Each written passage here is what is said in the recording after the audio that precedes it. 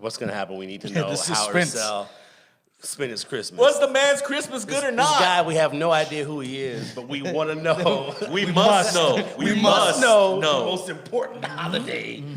How did this stranger, about to disappoint everybody with my answer. How many times were you re-gifted today?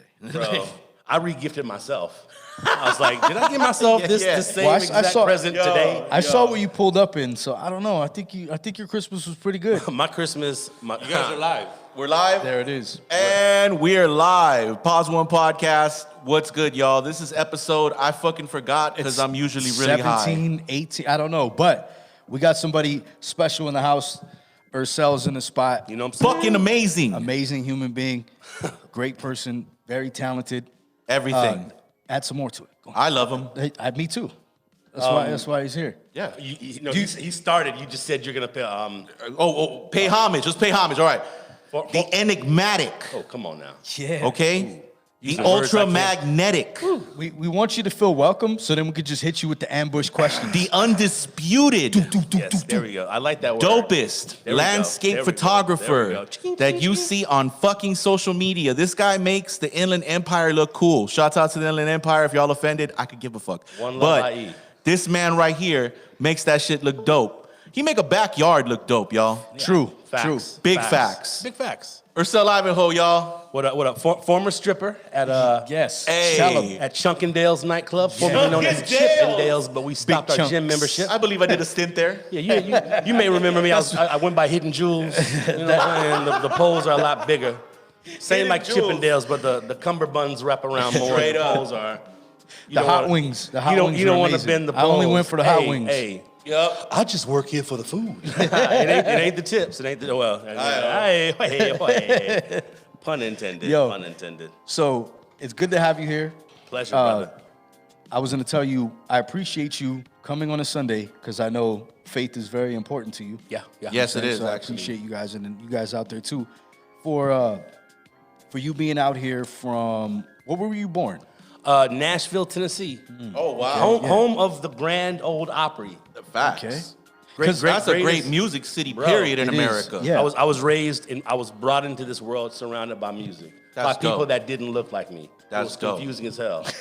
I could understand that, yeah. But it taught me to like Appreciate. look at music without my eyes. Woo! Come on now. Come on, y'all. You know what I'm saying? You got to move with this shit. This right here. Yeah. You know what And I'm saying? you know what? I've always felt that from you where it was, you're just open to, anything that's genuine. Yeah. Because Yup. I feel like I had to ask where you were from because being born and raised out here, people have kind of like New York, different areas. People have this shell. They have this. They kind of stay to themselves, or they. We'll say it quickly. Some people are dickheads. Yeah, they're dicks.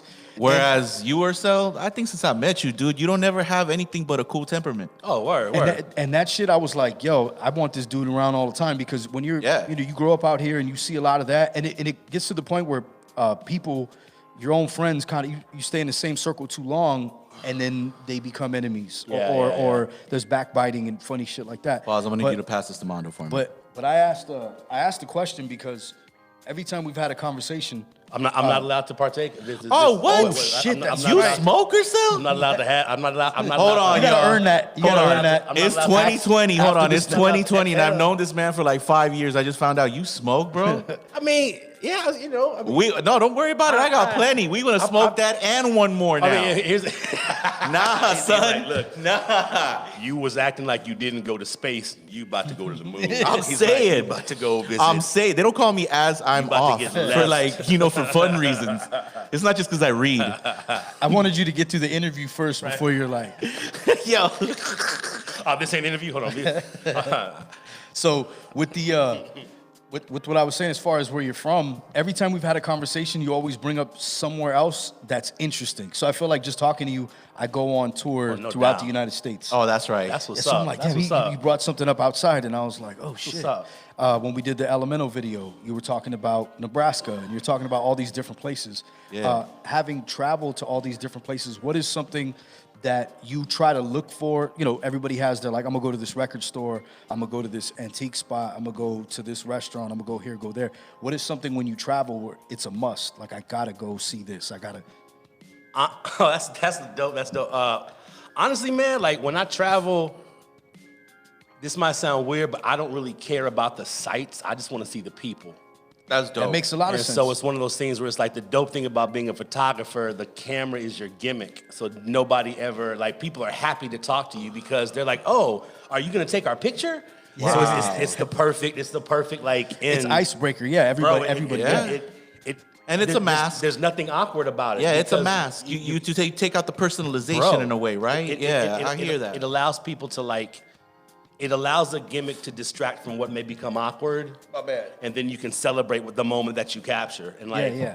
whenever I travel, I'm like, let me just go walk. Let me find remember that scene in Coming to America? And they're like, and they get picked up at the airport, and Akeem and Simi are sitting there, and they're like, and the cab driver's like, where do you want me to take you? And he's like, take me to the most common part. Yup. Real talk. Like Yeah. that's always been my thing. Like, let me find the most common part because and that's the richest part, That's right? that's where the people are gonna be. Yeah. That aren't swayed by the sights. Like, True. I've been to LA hella times. I've been by the Staples Center twice, and it was That's right. because I was going to a game. But when I come to LA, like, why am I gonna go to a building? exactly. Yeah, Let me yeah. go find some people. That's because right. that's where the story's gonna be at. You know what I mean? True, Like, yeah. so it's like whenever I travel, I'm like, Yo, okay, so then when you first came to LA, first time, first time. Okay, where'd you go? What had to be the first place in LA that you came to? Shit, let me think about the first time I came to LA. It was Venice. Okay. That was the very like. And I mean, that's the spot though, because you think Well, LA. well, here's the truth. I was raised in Nashville, so like California to us was this land where you had to be above everything just to get to California. Right. Like the way California is portrayed to the rest of the world is this place of like, it's where Hollywood is. It's where everybody you want to be like lives.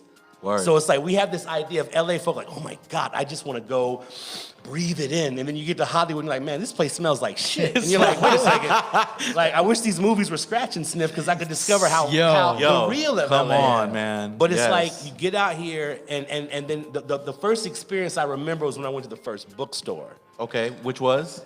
I was shooting, I think we were scouting no, I was doing a video for J Live.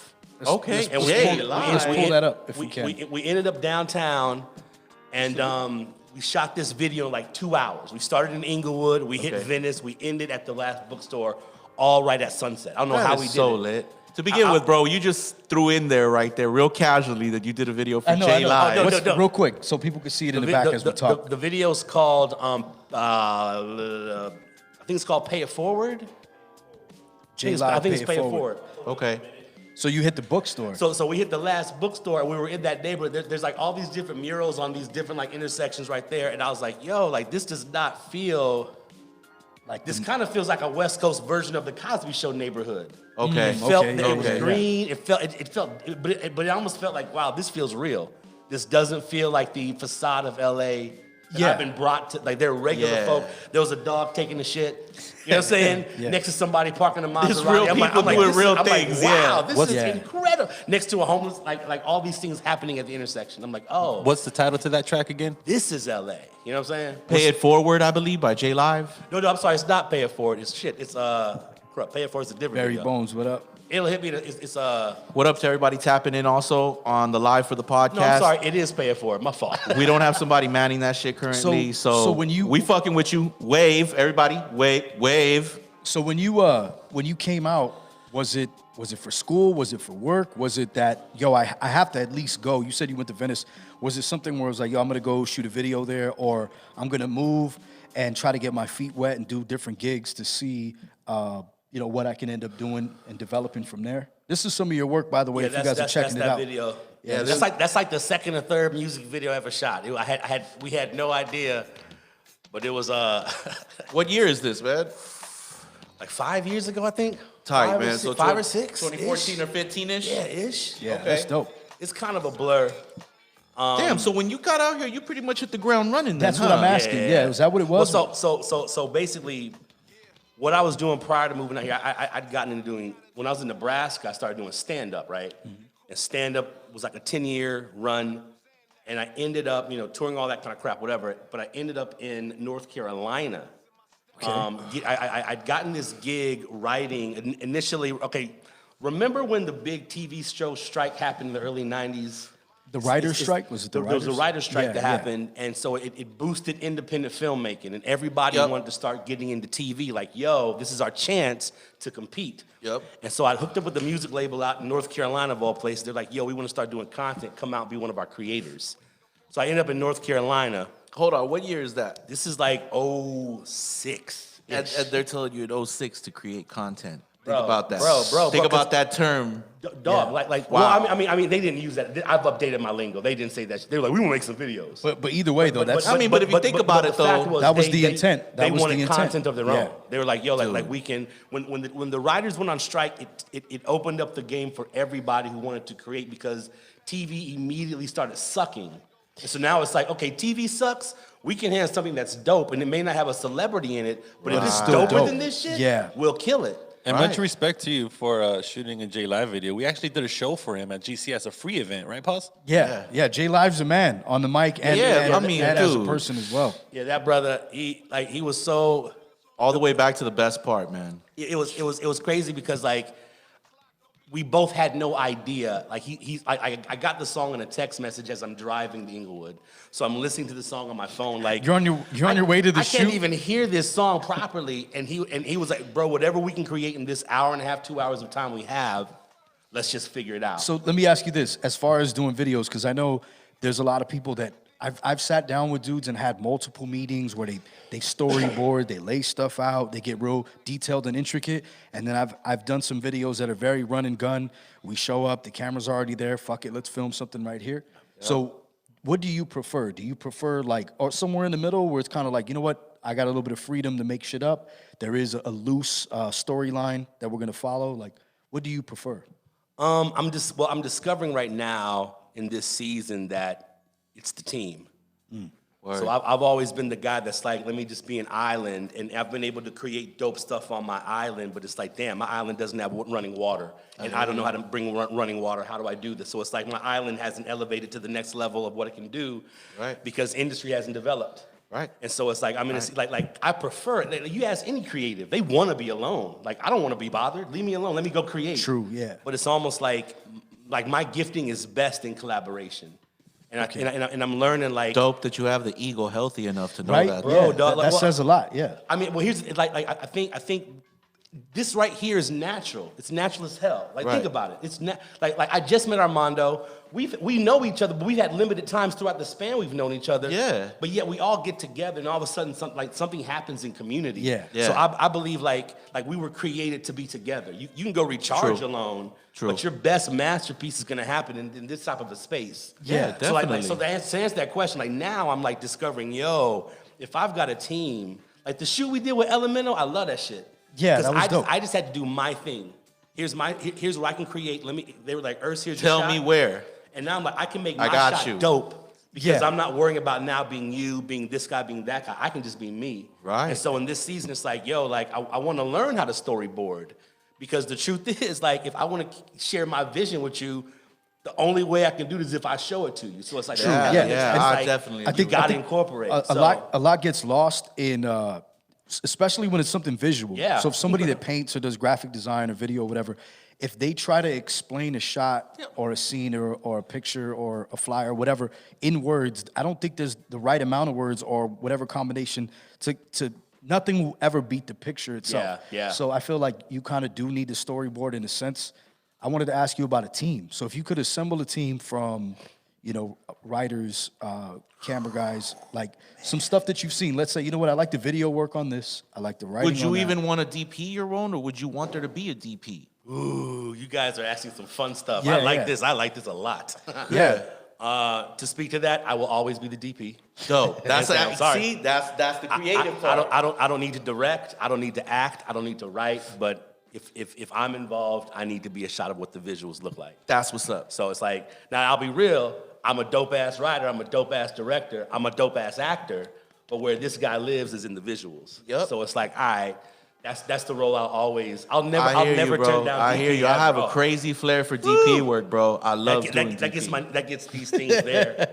Like low key, my inner baby is fully aroused right now because I'll be honest, like that's That's the essence my love- of you that's and my the love camera language. work. That's Yeah, my- I mean, yeah, bro, that's what- yeah. your pictures pretty much tell me that. Yeah. And Thank see, you. like to me, Thanks so much. a DP and the essence of being a DP, for those who don't know, director of photography, it's like every shot is a poster. Yeah. Woo! Every shot is a work of Oh, art. man, you're facts on. And people just don't get. You know Yeah. what got me into that was the old French film, The Red Balloon.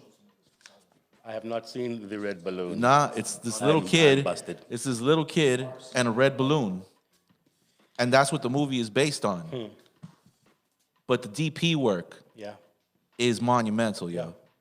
And I saw that shit in French class when I was a little ass kid, you know, in French, so I could escape PE because you know that's how fat kids do. Come on. You know what I'm saying? Hey, yo, I know all about yeah, that. yeah. You know what I'm saying? I got tries Yeah. every day we did tests. Yo. So, yeah, man, like I remember seeing that, and that had always sparked me. And then, you know, growing up in the music video era of like the 90s space where it's like from BuzzFeed to then Hype Williams come around and start touching everybody's vision. When Hype Williams showed up, he made the intro to Belly. Come on. Just the like you see That whole fucking movie. bro.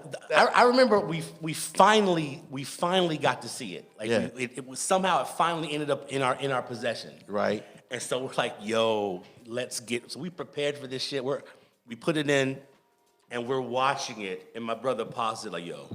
He said, yo, I need to go use the bathroom real quick. I can't miss. I'm gonna be back, rewind that shit. He was like, let's just start this shit over because it was like, what are we in for? man, The contact in the eyes was to me. I thought that. the joint, Oh man. man. And then flipping the joint, coming in a cappella. Okay. Ha ha. I was done. Yeah. Literally, right there. Oh man. There's a. Now, if you haven't seen Belly, Belly is a movie starring DMX, starring Nas, by Hype Williams, all kinds of people. Method Man is in that shit. He's amazing in that shit. The greatest. They dissed the heck out of Omaha. They dissed Omaha. In that movie. Like man. they made and here's the thing about it. Like Nebraskans took that shit personally. I know. Like because Omaha. Say what you want to say about the Cornhuskers, but Beef Omaha come is from there, bro. And Omaha is a real hood city. I've been there. Omaha ain't no slouch. There's two ways in and two ways out, east Word. and west. There's one highway in and out, and it's like, and so cats, you're talking about kind of like how some parts up in the Bay are, where it's like there's that one main I- road I- that goes through a certain I'll be piece real, of it. I'll be real. Omaha is like East Oakland, dog. Okay, It's see, like- I was thinking East Palo It's- Alto, it's so I know great. what you're But see, talking about. I never spent time out there. I spent time, so it could be. Yeah. But like that Bay Area, East Bay hood, Yeah. dog. Yeah. I'd say that's Omaha. So like when they were making fun of the guy with the banana, they were like, "Yo, I don't like that shit. cats, yeah, I don't like that Yo. shit. cats, Yo. cats lost their mind. Like, yo, why they trying to clown us?" Hey, but that dude though, he a comedian, isn't he?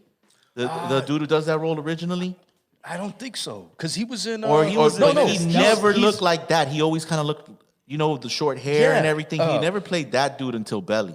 But he fucking nailed it. Man, It was an amazing role. I thought it was it's my favorite segment in the story because I'm like, this is hilarious. Because the truth is, that's how Omaha niggas are. Like they have visually to some East Coast dudes, they would look corny. I mean, shit. Stylistically, it's completely different. I mean, shit. It's like Cat Williams before Cat Williams. though. Exactly. Yeah. But the fact was, them cats are still hard. They Yeah. might have a different design. But your they- ass will get shot, but your ass yeah. will still It's, get it's caught. like it's So like when rappers first started going to the South, East Coast rappers, people like they started a going to the surprise. South and like the cars, everything looked different, the dress, everything was different, but like then they started seeing how they hustled and seeing how they handled shit, and they're like, yo, these motherfuckers are super gangster. Uh-huh. And you gotta respect it. So like being out there in Nebraska, I remember, shout out to Marcy Yates. I did a show, so they promoted it, like, oh yeah, we got this show. I was like, all right, cool. Took the date, showed up, and it's like in the middle of fucking nowhere, right? I mean, it's like in an industrial area. I think there was like railroad tracks or some shit. Word. And it's in we go into the warehouse and it's in the basement of the warehouse. The shit looked bombed out. It looked like some World War II shit. Yeah.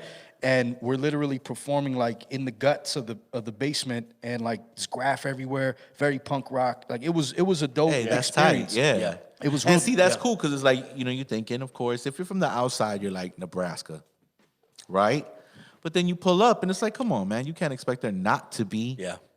fucking culture. And you know like, what I'm saying? like That's said, so though, dope to find it though, you know? Out of towners ain't gonna see that on the usual. That's like he tight. said though, like you seek that out. And I think that's what's dope about the hip hop shit too, is because when you're able to travel, you end up somehow finding yourselves in the projects or the version of the projects wherever you go. Yeah. It's kind of been like that every time because, you know, you're looking for weed, you're looking for this or that, and you somehow end up in the most gutter part. And then you're talking to people all tatted up, blasted, and then you realize, like, yo, you remind me of somebody back home.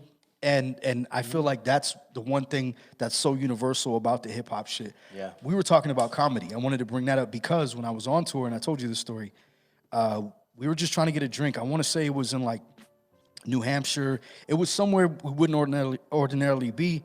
And it was a open mic night. So I looked it up thinking it was an open mic, like go fucking kick some raps and have some drinks and, you know. Yeah, But it was an open mic comedy night. So we go and I guess they were running out of comedians because dudes weren't making it. Yeah. So my boys are like, yo, go up there, just tell that one dildo story, you know, because I'll get into that story another day. But so I went up there and like took a shot, fuck it, the mic's open, whatever. And I'll never fucking forget. They introduced me, and they went to the bar, and all the comedians literally just turned their fucking backs on me. Yeah. Oh, I didn't get a chuckle. Yeah. I didn't get a clap. I didn't get shit. Like it was the deadest ever. Yeah. And you know, when you perform, like you thrive on that energy, that interaction. And I wanted to ask you, what was the moment when you said, "All right, look, that was rough last night, but I know I'm a funny motherfucker, so I'm gonna keep pushing forward." Do you remember that night? Oh, bro. Yes. Can I get a bottle? I gotta ask for some water. My mouth is a. I told you. Well, shit, the drink's over there. This marijuana's working. Hey, it's like Don Cheadle when he's Captain Planet. You know what I'm saying? Call me when you want that pain. There's a desert going on in here. Yeah, I remember. I remember that night.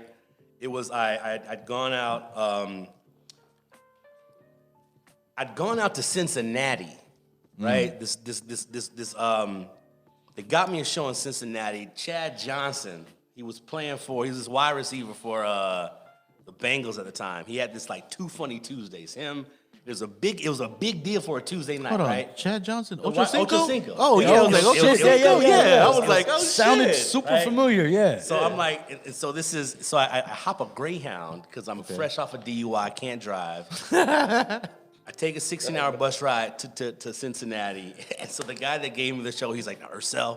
And let me be clear, I was maybe 2, maybe 3 years in. I had no business being at this show. I had no business being there. Okay. So how did you get it? If somebody heard you somewhere and was like, "That's a funny son of a bitch." Well, here's the thing. So like they give me, I'll tell you that because that's part of the, like they give me the show. And it's like 500 strong on a Tuesday night, brother. Like nice. Coming, like it was one of those like, yo, we coming out type nights, right? I get on stage and I'm like a second into my set and I'm like, yo, I'm from Nebraska, right? And someone screams, "Then take your ass back!" Yo, Boo! shit. Right? It's gonna be a long night. Like Comic View type of crowd, huh? It was an extremely short night for me. Yeah. They started booing, and within 13 seconds, the entire audience was in agreement that I needed to leave the stage. Oh shit, that was quick. This was my first road show, my first real feature. My name was on the marquee. On the marquee. Like this was my first big event, and I'm booed off within 30 seconds. And I call my manager, and they have me on speaker, right? What a dick. And they're laughing there. No, let me back up. I didn't realize I was on speaker, but they're like, "What happened?" I explain what happens. And then they laughed. Right. And so then they're like, then they all laugh, right? And they said, "Urs, we gave you this gig because we knew that's what's gonna happen." Oh. They threw you in the fucking fire. Okay. Well, and then they were like, "What are you gonna do now?" And I was like, "I'll see y'all tomorrow night at the Showtime." Yo. And when I got back to my home club, they were like, "Now you can call yourself comedian, bro, because you've experienced That's fucking amazing. You had to go get what everybody's afraid of." Yeah. And you're back here hungry to do it again. Like you can now say on your resume. Yo. And it's like, so yeah, it was crazy That's because dope. The truth is, bro, there's nothing worse than when people don't want to receive what you put your heart into. Right? Yeah, But here's the truth. Like there was a moment where I was like, my mentor, he was like, "Bro, they could have been silent. At least they agreed to respond. At least you were bad enough to, or you were good enough to create a response." True, yeah. And he was like, "Now what from your set can you take with you and what do you have to burn?" And I'll be honest, half that set got burnt. But there's 12 amazing minutes that became part of my staple. But I had to go to an unfamiliar place, have an unfamiliar experience to get familiar with what I was supposed to be doing. So, like, I think boos off stage are the best thing you can get as early as possible. That's true. Because dudes be like, the guy that always sells it out, and then he has that big show, and none of his friends come, and then he tastes the reality. It's like, yo, without going too far off track, because I want to circle back to the comedy stuff. The GPS will return. I feel like with hip hop, a lot of times, or every time, people bypass that, especially with the internet now. Like, you don't even got to get booed in person. Like, you could just burn an account, reinvent yourself, new rap name, you know. And then it's been a lot of that.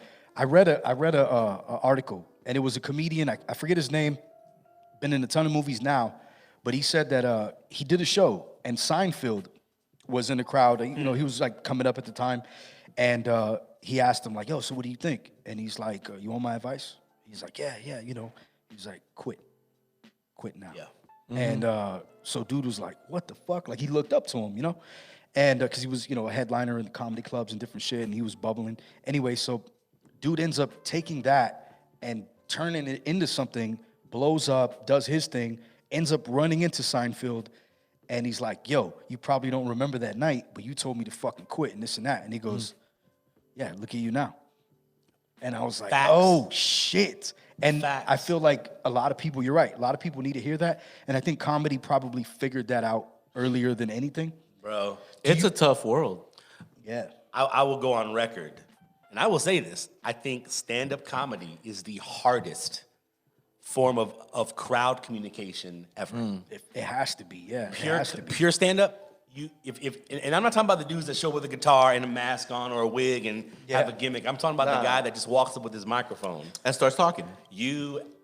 I'll be honest, like when I discovered the rush out of holy crap, there's nothing that explains it. Because here's the truth: like you'll be out there. The second you lose them, it's up to you to bring them back.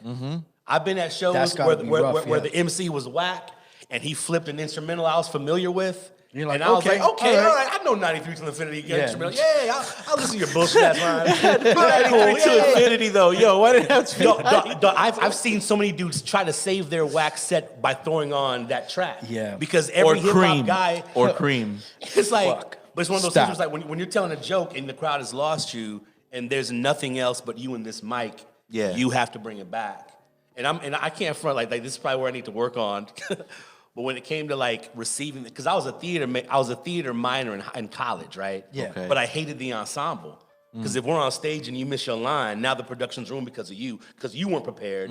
And I was like, now you're messing with my accolades. You son of a bitch. Kind of like how people talk about, now you mess with my money, nigga. It's like back then, you messing with my response, nigga. But so you like, would that's be true. prone to like improv. yeah, huh? so I was like, well, it sucked because it was like our production's now ruined and it's out of my hands. Whereas with comedy, it's like, yo, if pick this it thing up. sinks, it's on me and I can own that. But if it wins, and so that was my mentality for why I went into that direction. I wanted to ask you about, I seen, for a while I was watching a lot of This Is Not Happening. I fucking love those.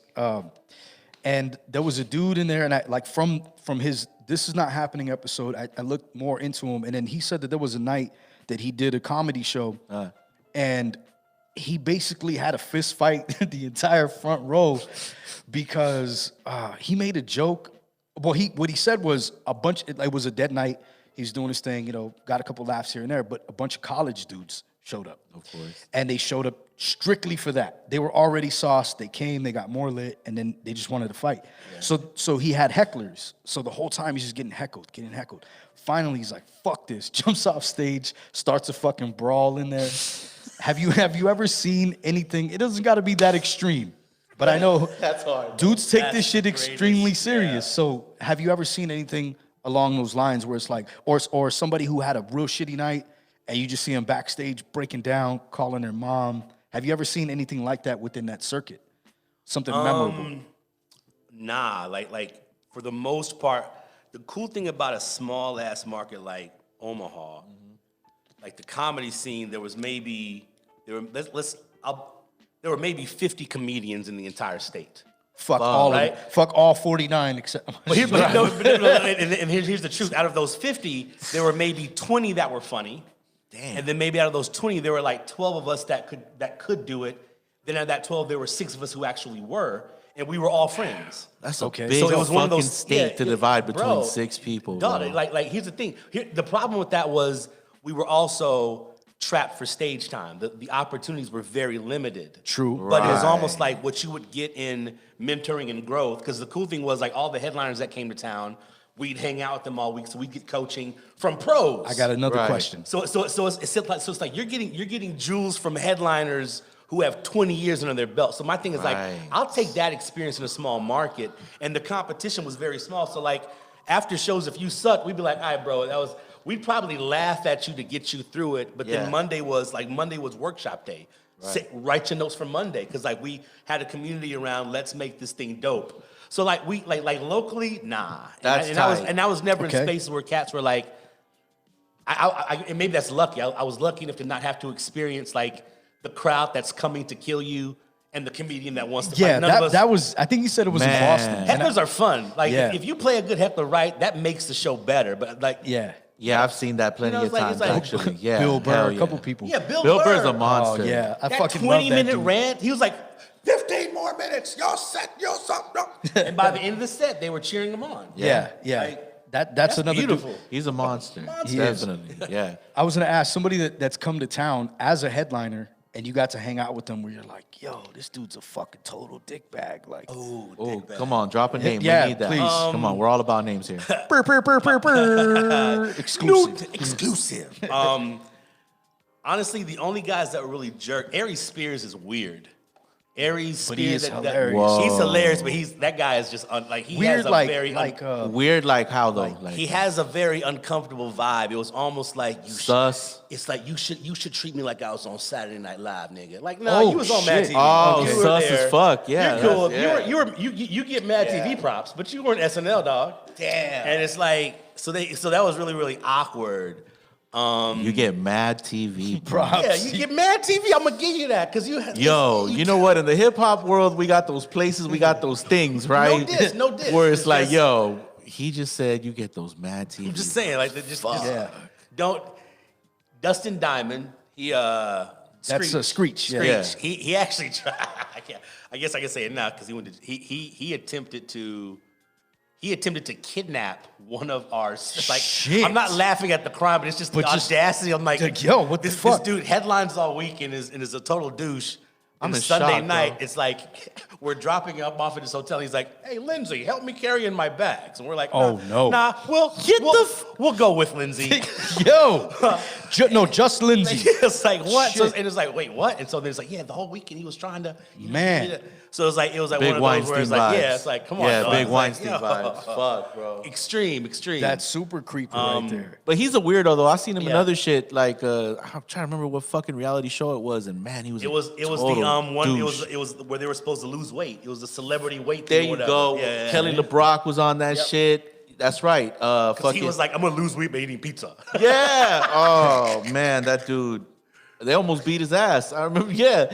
He Yo, had I was gonna ask that question. Didn't he do like a celebrity fight. He fought. Didn't he stab somebody too? He Yo, stabbed some. Yeah. Yo, Screech is fucking wild. yeah, I want to say he he stabbed somebody not too long Wow. ago. He fought the Screech version from that show, Welcome Back, Kotter. It was a celebrity. Oh, okay, it was an older He shot- generation. It was an older guy that was basically the Screech in his show. Who won? Screech did. Like Dustin Oh, not one. yeah, It was- okay. I mean, but the dude had him like 20 some years. It was, True. It was almost like Yo. you kind of felt bad. Like it was What about Andy Dick? You ever met Andy Dick? no. Okay, so Andy Dick's been in this room. Yeah, I was and about to say, I met Andy Dick. He's haunted this room, and I still feel his presence. He's right if you behind stay you. still. Tell me about if you that. Stay still long enough. If you say his name 6 times, Yeah. Now you know what? It was weird because I walked in and like I knew who he was from. At the risk of making myself sound, funny or whatever, I was a Pauly Shore fan at one time. right. In the army now. Yeah. Okay, that shit was great Yeah. when I was a kid. So, but I remember him from that. He was in a bunch of other movies, Andy Dick, and I walked in, and he just looked like a burned version of himself, just kind of like a under melted the like heat lamp too long? this Bro. used to be.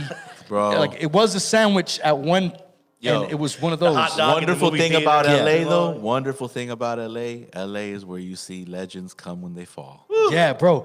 And he's sitting there and very limited interaction. And this is one of the only comedians I've ever, other than Russell Peters, shout out to Russell Peters. Yeah, he's But- a hip hop head. Fuck Yeah. Really, that guy really is. Yeah, and he could DJ. He's Yeah, fucking yeah. dope. I'll tell you a story about how he saved the day at a show we did a block away from here. But so Andy Dick's there, and I'm like, okay, cool. Like, I want to say what's up, but I'm just watching him interact real quick with people that were here. China Mac was here that day, so it was an interesting mix of people in here. Yeah. And I was like, yo, this fucking dude is weird. Like, just weird. And like, I didn't really want to like pass the threshold and like really introduce myself.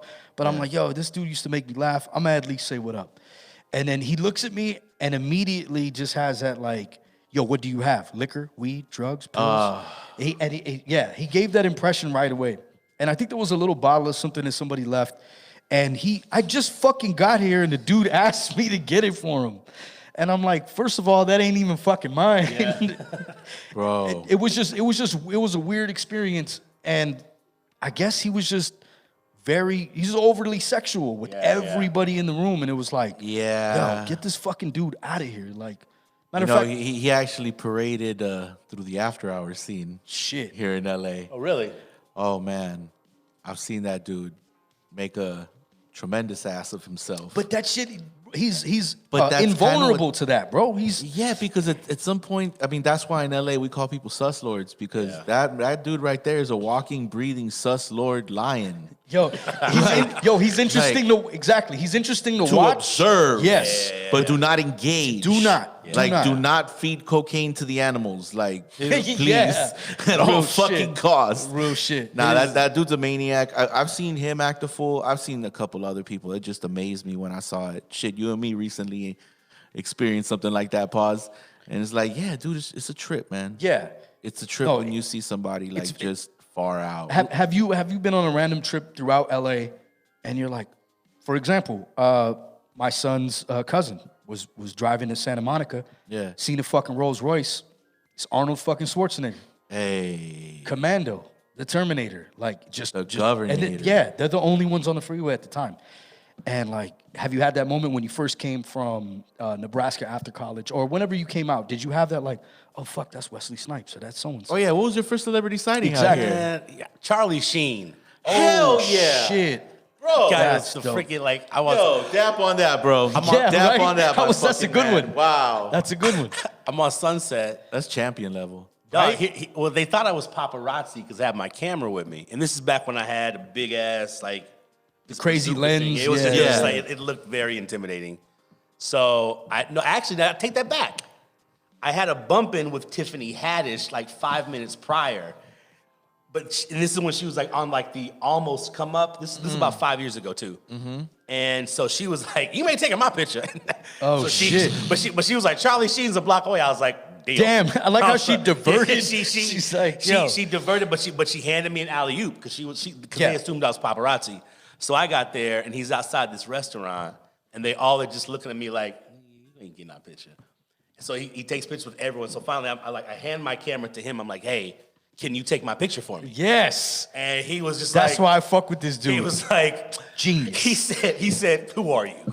Yeah, right. I gotta know, bro. The audacity. He was like, yo. but the way he said it, he was just like it was almost, he was like, who are you? Like, But I'm Charlie Sheen. It was very, Yeah. it was intrigued, like, what? Like, and he has What the up? camera in his hand, like he's considering, and I'm like, I'm just fucking with you. But I like how you pulled him out of his comfort zone Yeah. for a split second because he just got hounded by a bunch of people when he was the exactly. man, and you're like, yo, you flipped it. That's dope. This is what I learned. This is what I learned about life. If you pay attention, you're gonna hear what people hear the most. Yep. So if you want to reach them, just say the opposite. True. Like there was a time when I was in the club pulling gals out by the dozens. And cats like, how is this big dude that can't see his feet, can't Game. see his thing, Game. showing it? And it's like, yo, Come on because now. I just speak to where people are listening. you're just talking to what you think they want to hear. Yeah, you're just regurgitating and the same real shit. talk, like you. And the cool thing was, I just laid in the cut and watched the dude. I was like, man, everyone's asked, what can I say to him? I learned what not that's gonna to make, do. That's Yeah. gonna make him laugh. Yeah. Because by the end of the night, he's like, you're pretty funny. You want to come drink? I'm like, no, I don't want to get AIDS. See you later. Oh, shit. So I was like, yeah, no, yeah. no. But it's one of those things where I'm learning, like, people are preparing for what you're gonna say to them. That's true. Because So when you they throw gotta them have a curveball, now they've got to step out of their mask and be real with you. they gotta have That's that. so damn And true. if they're not prepared to be on the cuff, they're gonna usually and give if you you what you're disarm asking them for. correctly, they run through that Their list ass of will. premeditated responses. But hey, before COVID, if you walk into a restaurant as they're leading you to your table, real talk, try it. It probably will never happen again now. But prior to COVID, every restaurant I walk into, if you're about to bite in, I'll say, hey, what's that? Oh, this is the chicken parmesan. And I'm like, can I have a bite? And 9 times out of 10, people be like, oh, okay, because they're not expecting you to ask that Yeah. question. They're not, out of everything you may ask them, he's not going to ask for a bite. Right. So most people in that moment, okay, dude, I'm telling you. And then you walk off with their chicken And then you parmesan. walk off the whole saying, plate. though. Like, I ain't Like, ordering yo, nothing. I ain't even Can I get a hungry no box? more. Hey, can I get this to go? I'm not even hungry anymore. Hey, show me I'm a good. dessert menu. Yeah. We're straight to coffee. I just want some water. How's your truffles? Yeah. Are truffles desserts? Is that dessert? Let's talk about truffles. Shout out to Bob I at the love Diner. them. I eat love dessert them, that but I much. can't eat them. I don't know. Word? I love them. Yeah, truffles. I love them, bro, but I can't eat them. Truffle oil, fucking Well, truffle truffle fries. oil to me is a disgrace, but I like truffle, like straight truffle. It's on a burger. I like that. Shit. On a burger, On I a like burger, the yeah. idea. I haven't had that, but I like the idea. Truffle burger. I was gonna ask you. So, coming to Hollywood, you're here, Charlie Sheen. When was the time where you're like, okay, fuck, this is my in. This is what legends are made of. Like I just so and so's right over there at the bar. Here's my chance to hit him with the elevator pitch real fast, potentially write, shoot, whatever it is. Was there anybody that you ran into? No. Oh shit. So let me answer your first question. I never even answered. So the reason why I moved out here, I was living in North Carolina and moved to Arizona. My best friend, the guy whose car I'm pushing, he planted a church out here 10 years ago. And he's like, Ercell, I want you to come be on my team. And I'm like, no. 'Cause I'm like, he's like, dude, just come be a part. I'm like, what am I going to do? What am I going to do? Yeah. He was like, I don't know, but I just want you in the mix. I'm like, nah, there's no money there. I'm like, there's no money in church, and if we're gonna make money, it's gonna be like, I don't want to do it wrong. I don't want to get paid because we're scamming folks. Right. Yeah. There's not like so. And the money I want to make, we're not gonna be able to do that honestly at church. I don't want to. Yeah, like, that's nah, true. I'm good. Yeah. He's like, nah, God has a plan for your life. Come out here. I'm like, I'm good. So like, I shuffled in. Said I'm good. Bro, I shuffled for a couple of years, and then I was living in Arizona. He's like, bro, like, why are you in Arizona right now? You're gonna melt. Come to Cali. Yeah, that's right. And so that's really that's honestly why I came. My boy planted a church. He was like, yo, just come be a part. And so that's why. So the first That's a real friend. So what part did you end up playing? Did he walk up like mop and broom? Like, Bro, here you go. All right, welcome to the team, fam. Dog. So my first Sunday, I get into town. My first Sunday, he's like, yo, I just want you to peep out what we do. Because we're a mobile church. So I've never, like, most churches just show up, they're ready to go. We show up with a van, build everything, and then church happens. So he's like, I just want you to see what you're getting into. This was pre-COVID that he was doing this. This is 10 years ago, right? Brilliant. Visionary. So I go see it, and then the next week he's like, all right, you're running media. So I'm literally running lyrics for songs on the screen, and I've never heard these songs. So wait, you're typing them up as I mean, they're like stenographer but shit? but it's like you're clicking a slide. But I'm just like, I have no idea where the song is going. Word. And that was my second Sunday. So I just fucking got here. I just fucking got here. Like, what? And they're like, bro, like they were so small. They're like, I don't have time to train you really. Just you'll figure it out. You're good. Wow. Come on, man. You make shit. Yeah, exactly. Just do it. Bro. And so that turned into, here, get the digital camera. Why don't you start taking pictures for our social media pages? Then it turned into, our video guy didn't get to make an announcement this week. Will you record an announcement real quick? Word. Then it was, hey, can we just fire our video guy because your videos are better? So you were offense, defense, special teams, Dog. fucking defensive coach. Pretty much cutting the fire. Yo. I'll be very transparent. I would have never met y'all if I wouldn't have been serving at my church because No, that's dope. I gave up photography for about 10 years when I started doing stand-up. And the only thing that got me back in the camera was when I showed it back at church. That's and right. It was like, I couldn't find this is what happened. I couldn't find a job. I'd come out here and I was throwing in applications everywhere and couldn't get any legwork. And about 9 months in, my boy was like, dog, you're spending all this energy applying. Why don't you take all this energy and focus it on your photography where you're finding a little bit of stuff? Yeah. Why don't you just focus everything there? Yeah. And literally, that's when I shot. And that's right around when we met, because I put I forgot exactly how we connected for our first video, Label Us. But it was like on Facebook or some shit. I think we might have. It might have been a show, and then it might have been like, yo, I went to that show, good set. That blah, might blah, be what it was. Something like that. I know it definitely had something to do with a hip hop show, because wasn't it, yo, in whirlwind of things, I remember the era when I met you and when we had Shambhala open. I think when you came with Am. I came with Am Warner. How much after did I see you with him? It was fairly quick. It was super quick. Wasn't really, it something really... we filmed at Shambhala?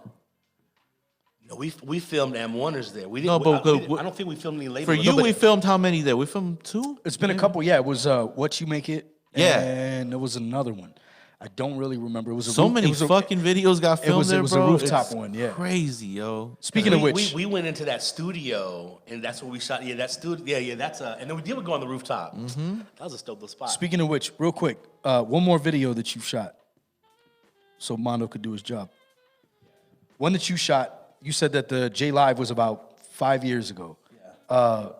Isaac told me about the People Under the Stairs video. Yeah, I saw you did 2 People Under the Stairs videos. Yeah, man. Oh, well. I mean, I do my thing. Yeah. Well, so here's the People Under the Stairs are my absolute favorite group. I'll be honest, the Roots have always been my favorite band since whatever. That's a great favorite to have. But I'll be honest, the People Under the Stairs. What's one of the first video you shot for People Under the Stairs? It was this one right here playing. This was a promo to their I think it was the Getting Off Stage. And so we were just shooting, and this is back when like Tess was like, we just need some content to blend in with the album. So they send me this musical track, and they're like, can you cut a video to this? And I can't front. I didn't like. I was like, man, I wanted some. I wanted more hip hop. Like I wanted some. Come on, fast. Where's that? But you knew that was gonna bridge into something. I had no idea. Okay. I had no idea. So I make the video. We shoot it, whatever. And then I hear the album, and that's the intro to that. That's what leads into the first track, and I'm just like, oh, it makes sense, right? But not what's the next one? What's the actual music video? Fucking tight. I've never shot an actual music video. What was the other thing you shot for them? We gotta go to their website. Actually, wasn't it on your Vimeo? On your website? Oh yeah, website. It's on my website. Yeah, it is on my website. Yeah. So we were doing this series called it's that one right there with him holding up the vinyl. We were basically gonna do like a day in the life type thing of leading up into their album release. Word. But we just ran out of time. So like this actually never got officially released. And this is actually one of my favorite videos because we literally just ran around LA all day getting the covers, then getting the vinyl. Like it was one full day of just vinyl day. That's dope. So yeah, those dudes are interesting dudes, man. And they're very those dudes are like they're very reclusive too. Like yes, they are. They're very reclusive, but here's the thing about those dudes. They're like, and I say this as a geek because it's like you listen to people's music and it's like, it's almost like I met them and I was like, your music makes official. Like now I get it.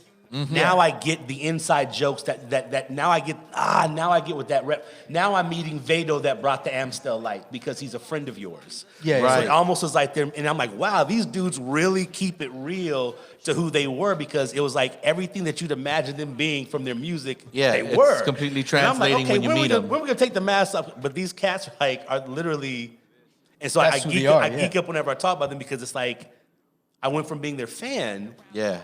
To be in their cribs. Yo. And you're just like, wait, what? Yeah, and it's crazy because like Double K, man, Double K, you write about reclusive? Bro. Only Link, right? And how I got to meet dude. Don't AC, say it. the Don't say it. I program knew it. director, I fucking bro. knew it. I knew it. He had, and see, but AC's that guy, bro.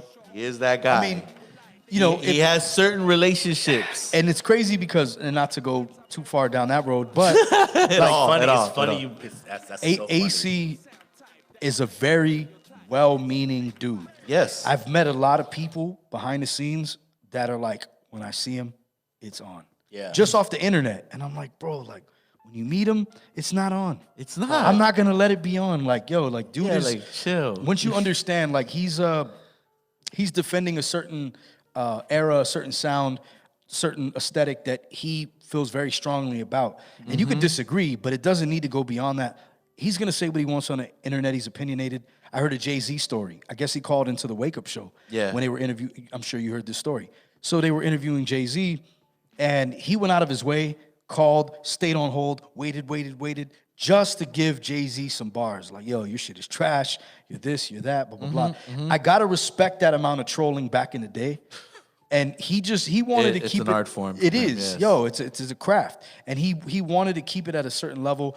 I respect that, but it's a little too much. I feel like to get that, like, you know, for example, he's like, yo, you're dope, but your beats suck.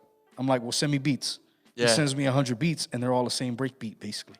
Yeah. And I'm like, okay, I don't know if he's gonna do more once I rhyme on it. And it's Yeah. no disrespect to him, but it was just kind of like, yo, you talk a good game for somebody that's just sending me stripped down fucking drums, basically. We can go into that. And it's exactly that thing. See, the thing about certain folks is like, and I've always looked at it like, hip hop will make you do two things. It will make you a fan, and it'll make you an artist. Yeah. Because most people who make music, most, not all, but most started out as fans. Facts. They started had to out be. listening. Yep. They started imitating. I like this one J. Cole line I heard where he said, you know, I study the greatest. I'm the greatest right now.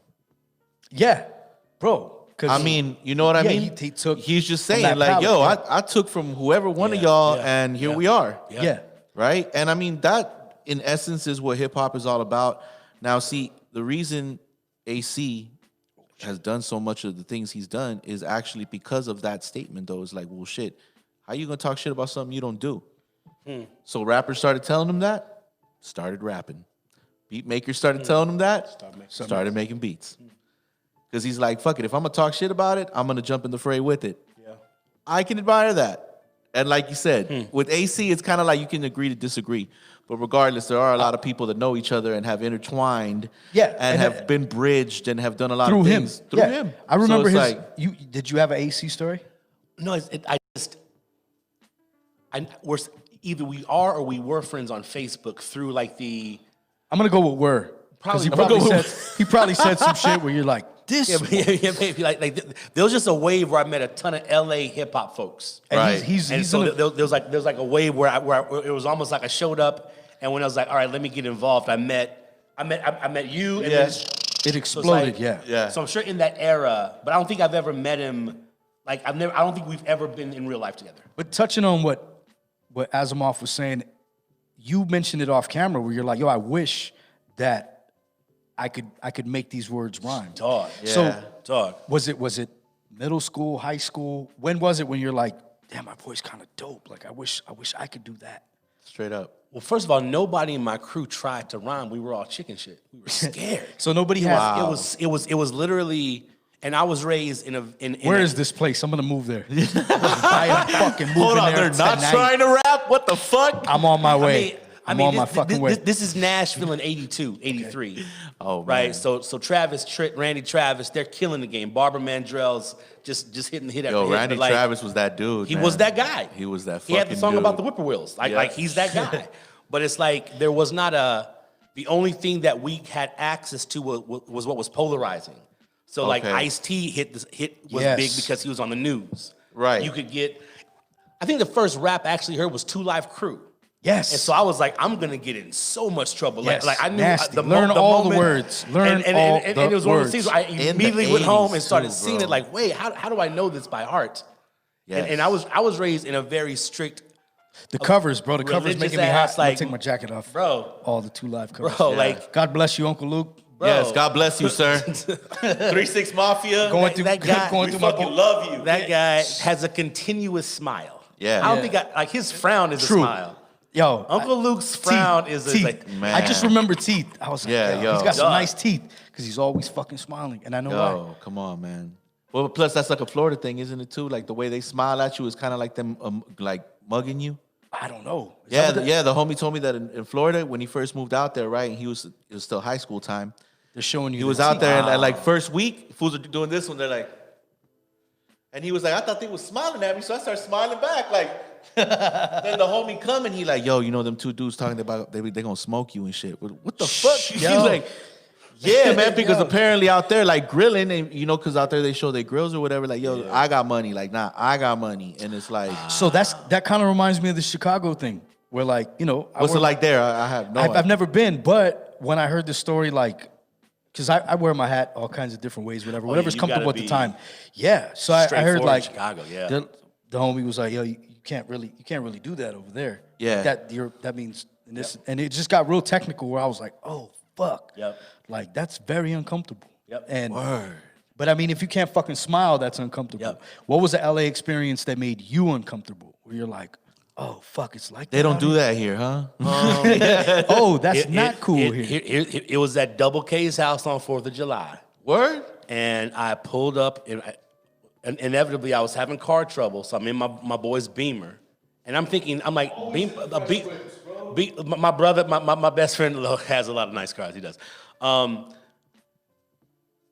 I get to the crib, and we're there kicking it, whatever, and then the sun sets, and we're kicking it, whatever, and then it's about 30 minutes before the fireworks start, and they're like, yeah, Ercell, you're gonna, you might need to just go on and take your butt home, and they're gonna start shooting, and they're gonna notice your whip.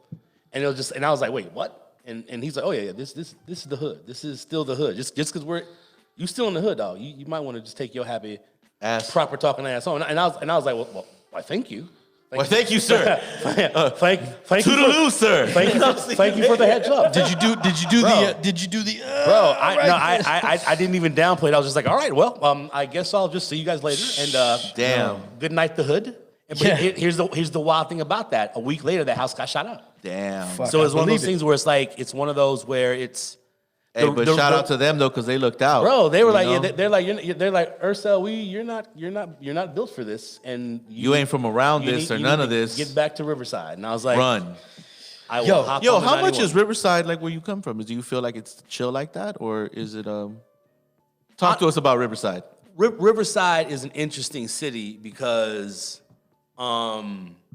when I first experienced Riverside, I hated the town. Oh, here, I need some cloudy water too, Pawz. Yeah, hook that up. Hook that up. Go ahead, no, man, you're the Hey, bartender, I'm bro. not bartending. He said, I ain't bartending. I don't see a tip jar anywhere near here. Well, bro, like, All right, just well, have an look, established one. I can You know what I'm saying? I can make one that I'd make for me. You could do that. I'm not saying it's not for everybody, I know. but if I did say we were gonna get It's the fucked up end of on the the year. show, Yeah, it's the end of the year, bro. So we're gonna have to do and a it. shitty one at that. I rarely fucking drink. All right, so so let's do that. so I only drink on days that end in Y. okay. why is that? Why This is why we're not? friends. This is why we're friends. I only drink 3 days a week: yesterday, today, and tomorrow. Yes, that's sir. it. That's all I do. 3 days. That's it. That's Yesterday, today, and tomorrow. Now when That's they all, that's all. land, yeah, That's when all. they land, who knows? Yo, Hey. I got one real quick. Sometimes consecutive. So my uncle, he was like, you know, mijo, my son. He's like, he had a beer in hand, of course, always. Yeah. He goes, mijo, I don't drink anymore, but I don't drink any less. Yo, king of the one-liners, bro. Did you have a funny uncle, cousin, aunt, somebody where you're like, fuck, I feel like I kind of got some of my sense of humor from them. Who was that? That's in the dope. family? My uncle Jimmy. Every one of the generations in our family has the funny uncle. Okay. And my great uncle James, we called him Huss because he was a straight hustler, but he really was. He's the guy that we'd be at Sizzler, and he'd lean over to the pregnant lady and say, "Oh, you're about to have a baby. Did you have fun making it?" Like that's what his hello. My favorite uncle immediately. That was Sit his next to hello. me. Sit next to me. That was his hello. That was how he started. So did you have fun making it? And it's like, oh yeah. Stuck on stupid questions. I love those. That was my example when we were in public, like my Uncle Jimmy. So it's like, oh, you can be this free with folk? Yes. So it's like, yeah. So Wow. Did your mom, your dad, or your aunt, anybody say, all right, look, he's a little crazy, so maybe don't, or they were just like, Honestly, that's just how he is. We heard the legend of Uncle Jimmy. Yes. So we heard The legendary uncles. drinking out of the punch bowl at the wedding reception stories. love that and, guy. Fucking love that that's- guy. So when you met him, it's just like you knew, like, yo, Teach me your kung fu. Teach me the ways. Teach me the ways. I need to learn who you are. How can I be you? And he's right there like Pai Mei, like stroking Like, the look, beard. Yo's chopstick. He was just a lot larger, had a lower voice, had a bigger beard. That's fire. That's fire, Knew no man. martial art. No. Hey, But yeah, my family in general, like we're for the most part a funny family. We genuinely get together and laugh. and have a sense of humor. We got to get So, into like, the roastage. Was the roastage, how severe was it? Growing up inside the house, because we were so dysfunctional, we didn't do well roasting each other, but we did well roasting the other group. So when we form like Voltron, we're incredible.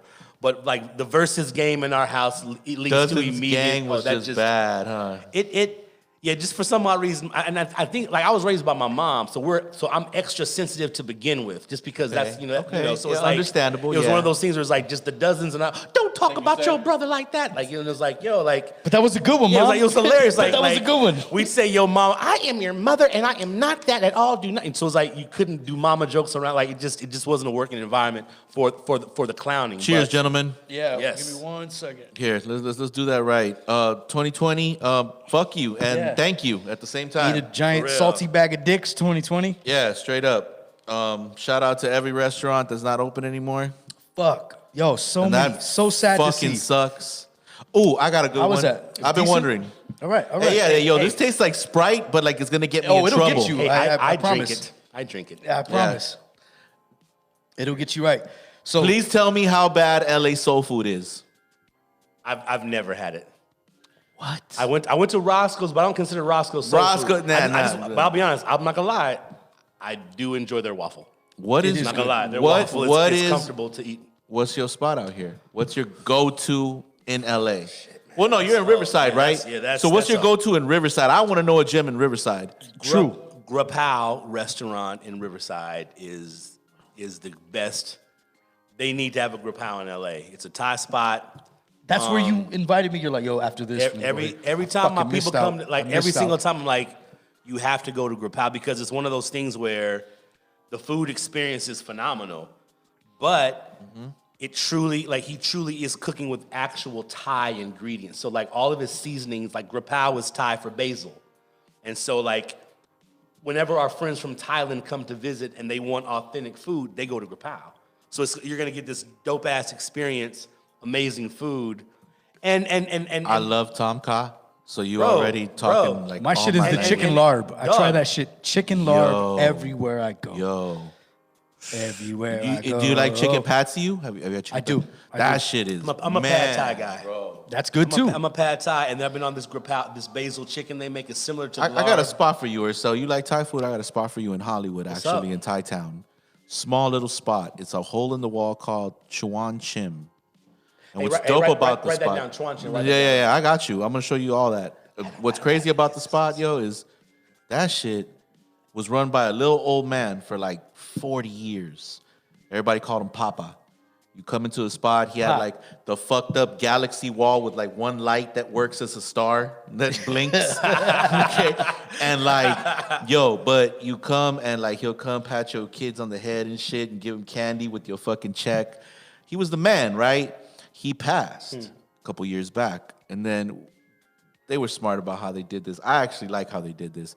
One day he wasn't there and there was a lady there. And she was like, Papa's on vacation. And we were like, well, good, man. Papa need a vacation. he he worked deserved that. fucking hard. Yeah, well, she was talking about the big vacation. Yeah. And we didn't find that out for like 4 months, yo. And it's crazy because like this was our spot. What we used to love, this place would be open till 3 a.m. on Thursday through Sunday. So after all debaucheries and bullshit, or like in midway of that, we go hit the spot, get the Tom Kha, get the whole shit. You know, they give you the skewers come with this little crazy ass fire shit and everything. And every Thai person that I met there was raving about it, you know? And I was like, is it that good? Because, you know, Thai Town has so much shit, you know? There's so many places you try out here. One that's real well known is called Ocha, which is like a little chain out here of all that. But you can't tell the difference between that shit or like Chinese, because they all do fried rice and chow mein and all that stuff, right? But yeah, this little spot. I got a question for you. On that note, because they say, like, if it's a Thai restaurant, go where the Thai people eat, et cetera, China, so on and so forth. Coming from, well, you were in Nebraska, Tennessee, then Nebraska, and I mean, you're well traveled. But when you came to Southern California, what was it that you had where you're like, this has to be real Mexican food? Like, because I've been on the road. I got to say this first. I've been on the road, and you know, fuck, I just had a bunch of good shit. But for whatever reason, this is the one fucking place off of this lonely fucking road. Fuck it, let's go. And, you know, you have your, like, oh, hell, like, they did that to this? Like, oh, it's disgraceful. Yeah. But what was it that you had here in Southern California where you're like, this has got to be close to the... Because you look around and you're like, I see who's eating here, too. What was the spot? Riverside, L.A., Orange County? Well, Mexico. Oh, shit. Look at the flex. Just completely. Yo, like, And like, with that said, we wrap up the... no. Sayonara, everybody. Like, Fuck. I'll be honest. Mexico ruined Mexican yo, food for me. straight up. Mexico. Hey, I can't remember. I love that I went to Mexico, but I'm pissed I went to Mexico because every Man. bite of food. So you've I've been had, like, dog. just It trying to get was. Where'd you go? massa's Hold on, not bro. right. Where'd you go? Here's the thing. We were in between Tecate and Tijuana. Okay. We went. There's this orphanage there. We went to go just hang out with these kids, and so I don't even know that, like, it was a roll up taco spot. It wasn't. Yeah. Bro, my Come man. on. We walked in and he looked at me and I'm just like, well, I don't really know what to get. I mean, can't be, I don't know. He what took to care order. of you, though. And He took care of you. And he said, 1 minute, my friend. Yes. And he said, do you like steak? Or maybe he said, do you like carne? But he just asked that one question. I was like, oh, I love it. Change your fucking Bro, life. he came, and the dope thing about it was Hallelujah, bro. they had true small like American, everything is huge portions. So tacos are like a foot long. Yeah. Yup. They were true to portions. Like the size of your palm. Bro, so I had like 6 different things because they were all appropriately Beautiful. sized. Dog. And it was all like so my buddy was familiar with the place, so he was like, everything they make you is gonna be off the menu, just trust them. Dog. I can't we came back to America like shit. I guess I'm never gonna enjoy it. Thanks, Mexico. You ruined Mexican food for me. When it comes to like dog, seafood, dog. man, goddamn. Yeah, man. Going to Baja, man. Bro. And you know, funny thing, like tacos, it's such a big thing between like a Southern California and a Mexico or a border. Dog. The wars, line. bro. The taco wars are it's a real thing. But it's real crazy. Like, you know, you meet some cats up here. There's one dude who was making tacos exactly how they do down in TJ, which is like it's actual skirt steak, handmade tortillas, and a guacamole and a red sauce. And that's your taco. But it's fucking amazing.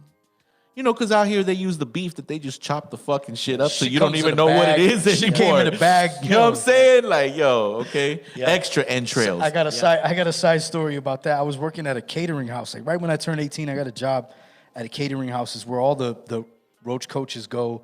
They get new ice. They shop. It's a little supermarket only they can shop at. And I remember the dude he was telling me what I had to do. You had to do this, that, the other, and I got to refresh the meat. And I was like, all right. And it's just bags, bro, bags of just like after a while when they're in the front, if nobody takes them, they get bloody. And you're just looking at this bag of bloody meat and you just see like, I don't want to fucking eat this. I don't want anybody else to eat this. This is fucking gross.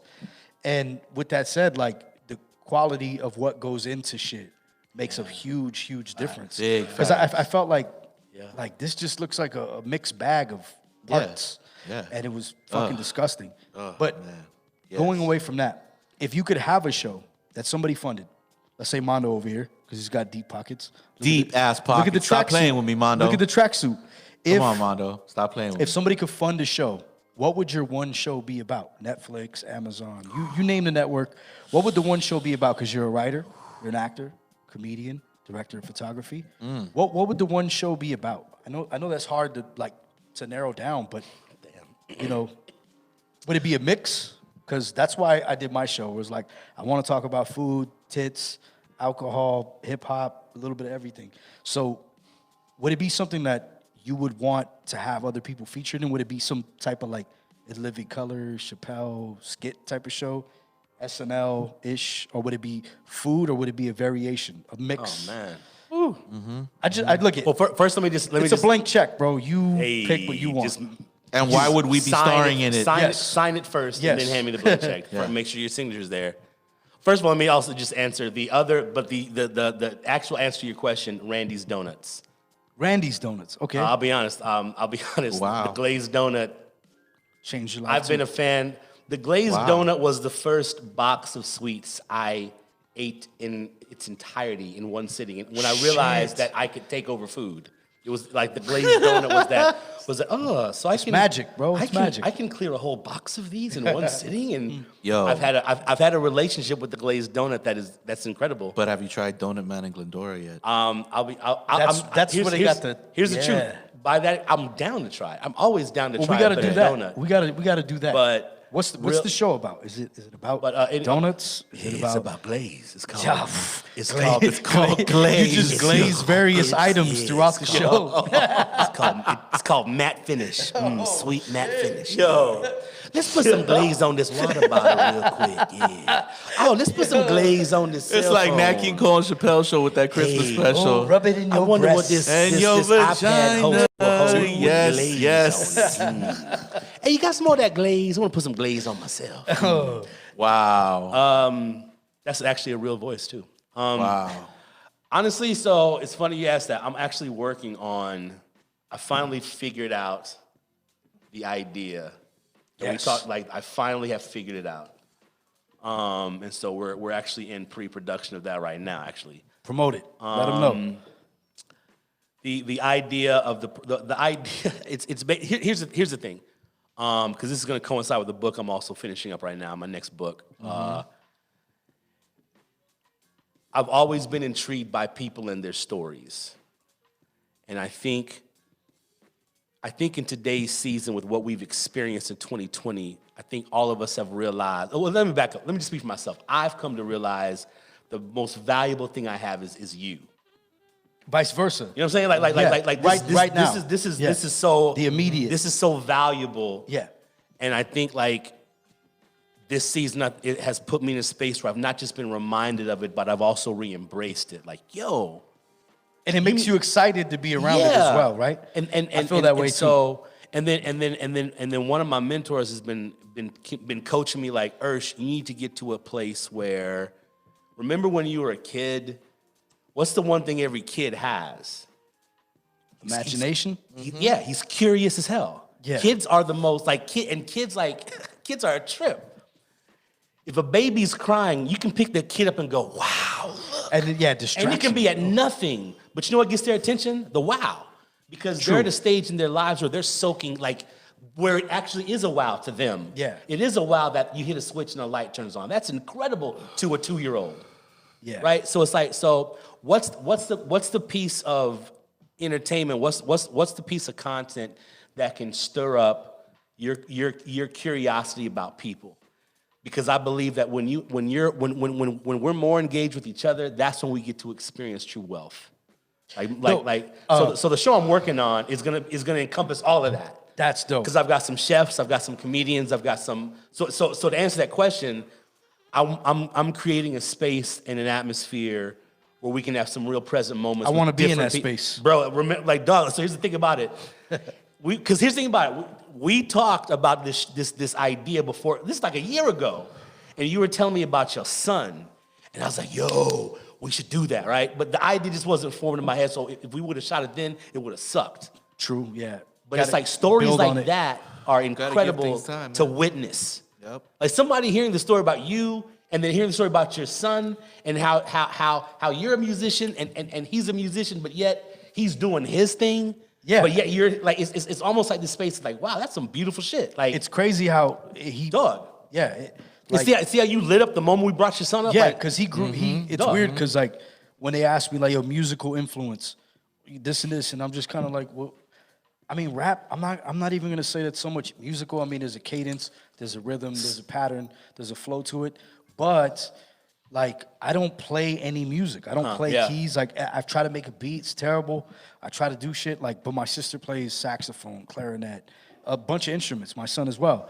And I'm just like, well, fuck, they're the actual musicians. I guess I would just be the storyteller over the music. So I feel blessed to be a part of that, you know, like whatever they do with it, you know, creatively, musically, career-wise, whatever, like, I'm just happy to be like, well, shit, I wrote words, I made them rhyme, and I had a little pattern to it, and this, a little flow. But I would even say, like, I think you're downplaying your influence. That's actually very true, You gave your son permission to say, well, wait a second, maybe I should learn this guitar. Because you gave him permission to do something that's coming from here. And so to say I just like you gotta own that too, bro, because if he didn't have that experience of seeing you, he probably would have a different approach to music. You know what I wanted wasn't so much for him to be a part of the music in a creative aspect. I kind of wanted him to experience what it was like to be out of your shell. Whew, that's so beautiful, dog. Because growing up, like you said, you know, in your family, how you weren't really allowed to really clown on each other and things like that. Like, it was, my family dynamic was really weird. And like, you couldn't, like the Richard Pryor when he does the dinosaur joke, and like in the beginning, like we had some of those moments, but you were almost clowned for having those moments. Yeah, like your talent was severely downplayed in the environment I grew up in. So you were hindered. And it wasn't until I got old enough to understand that where it was like, look, all right, I'm gonna branch off this way. I'm gonna do whatever the fuck I want. And in doing so, maybe my son, maybe my sister saw, hey, well, he's brave enough to do that. Because my family even now is like, well, you know, that's this, that's that, that's my cousin, that's this. Yeah, and it's a good feeling, but that wasn't the goal. It was like, it was just like, yo, I want to tell stories, jokes and this. Like, I want to blossom to my full potential, but you guys kind of like crushed that down as every opportunity you got. And that was the one thing I wanted from my son and my sister, was to take them around my element where I had to fight for my own space. He knows, because that's how we met. Yeah. It was a song battle, and like, you have battling to fight each other. No, yes. And that was the thing, was like, but we were brave enough to do it. Yeah, and you know what's funny? We met each other that night, and it's funny because we both got dicked that night. Yeah. We're like we literally walked up to each other at the bar, and it was like, yo, I like your shit. Yo, I like your shit too. That fool's trash though. Yeah, fuck yeah. And he fuck won. That guy. And the dude that we were like, yo, really? Like, that's the guy that took the bread? But in doing so, like, I just took him around it, and I was like, look, this. Let me show you. Watch me turn, like, you know, the Superman in the telephone in the booth. But see, watch Spider-Man take the suit out of the backpack. I think you're right though. I think my man does downplay it, because see, look, there's a saying that I love. There's a saying that I love, is that you walked so that they could run. Yep. You have shoulders for a reason. They have feet for a reason, bro. Yo, you know, like, there's you gotta think about it. Like, I think the biggest inspiration is always the one who jumps off the porch first, bro. Facts. But what was amazing to me was to have them play a song for me, where they're like, oh, do you know that? And I would ask them like, oh, I really like it. Can you play this? And they'll play the chords for this, and I'm like, oh fuck, like, you can do that. That was the greatest accomplishment. Period. Yeah. It didn't matter how many people I was in front of when I rapped, who I met, who I did a song with. None of that mattered. You know, it was just like, yo, you could play that? Yeah. Like, that song that you're playing now changed my life, made me feel a certain way. And now here you are. I watched you, I changed your diapers, etc. And you're doing it in front of me live. And it's good. And it's not just, you have musicality, and it's natural. Like, oh, So I guess that's why I downplay it, is because I'm so amazed. I marvel at the fact that they're that's dope. I mean, that's dope, bro. And at the end of the day, I think you admire the process. Yeah, and a lot of us hold the process with so much honor. You know, it's like it's a sacred thing. You know, like when I see my kids, it's the same thing, man. You see your kids pick up on music, or you start to see them pick them up like on fashion. my kids know I like certain stuff. Now all of a sudden they have a taste for these things. Yeah. I You think see that it. is the flyest shit ever. And they have their little personality. Yeah, and their then little once you character, see that though, like if you hadn't seen that, then you wouldn't even be knowing, damn, I'm actually gaming them up. Yeah. Because now you're seeing the real result of it. Because like you said, you were playing those joints when you was changing his diaper. Yeah. And the music you play for them when they're little, that shit, it literally creates them later on down the way. Because I remember all the shit I was hearing, like fucking, it wasn't all hip hop. It was like Journey. It was like every fucking movie from the 80s that my parents put me in front of. Yeah. It was like so much other shit. And now when I see all that shit in retrospect, you're like, damn, that's why we're, me and this dude love Rocky. Yeah. You know what I mean? Dog. And it's like Rocky's Bill like Conti. that. Bill Conti, like Yeah, man. It's so let's talk about some 80s comedies, because I feel like one of the things that we have in common a lot is beyond the work stuff and the creative stuff is the comedy stuff. Because you told my son, just kind of segueing into what you were saying, my son, we were shooting a video and he cracked a titty joke. Yeah. And he's like, that's how I know he's your son. And it's been verified. But what is one of the movies from the 80s or 90s where you're like, yo, it has it all? Like it's Too many. I mean, there's so many. And that's why it's a good question, because there's a lot. Shit, give me a top five. I like Trading Places. I was gonna Come say on. trading. I was gonna fucking say places, I was gonna yo. say Trading Places. Come on, man. Like, I'll be honest. That's funny you say that. Trading Places. We were not allowed to watch Eddie Murphy or at Saturday Night Live at that time, in that time period.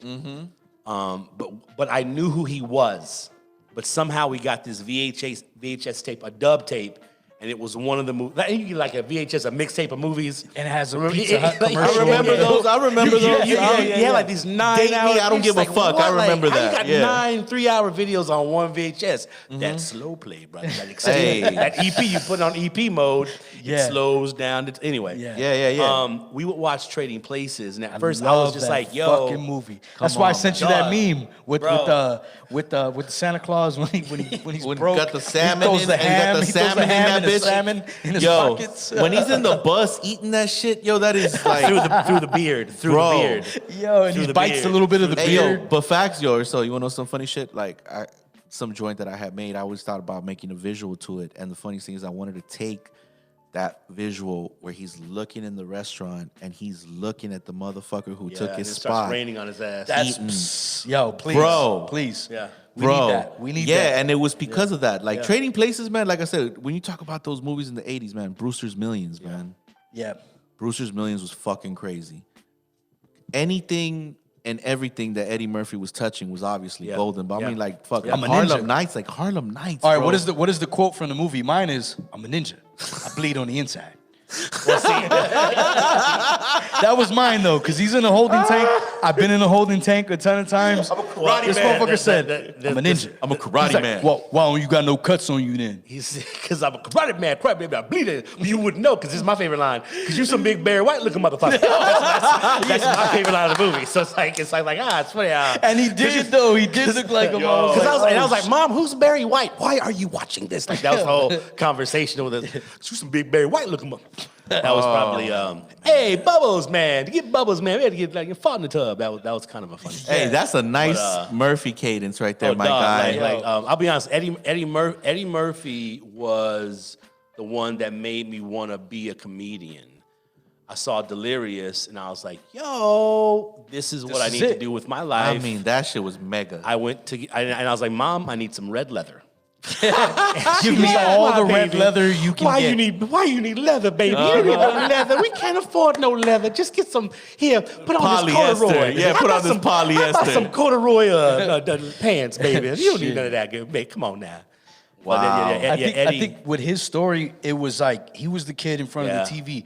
Charlie Murphy said, he's like, yeah, my brother would just be in front of the TV all fucking day, imitating these ones and those ones.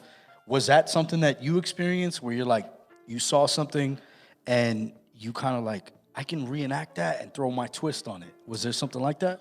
Kinda. Like we were, the comedy my mother brought into the house was very clean and it was very adult.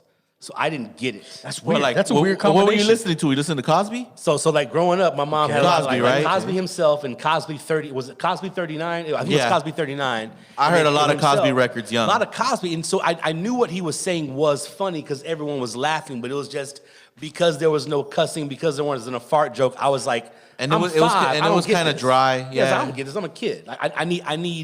I need something that's going to be in my lane. And I felt Eddie, truth be told, he was very adult as well, but he cussed and he made funny face, had great voices. So it was an entertaining experience, even if you didn't get the content. Damn now, right.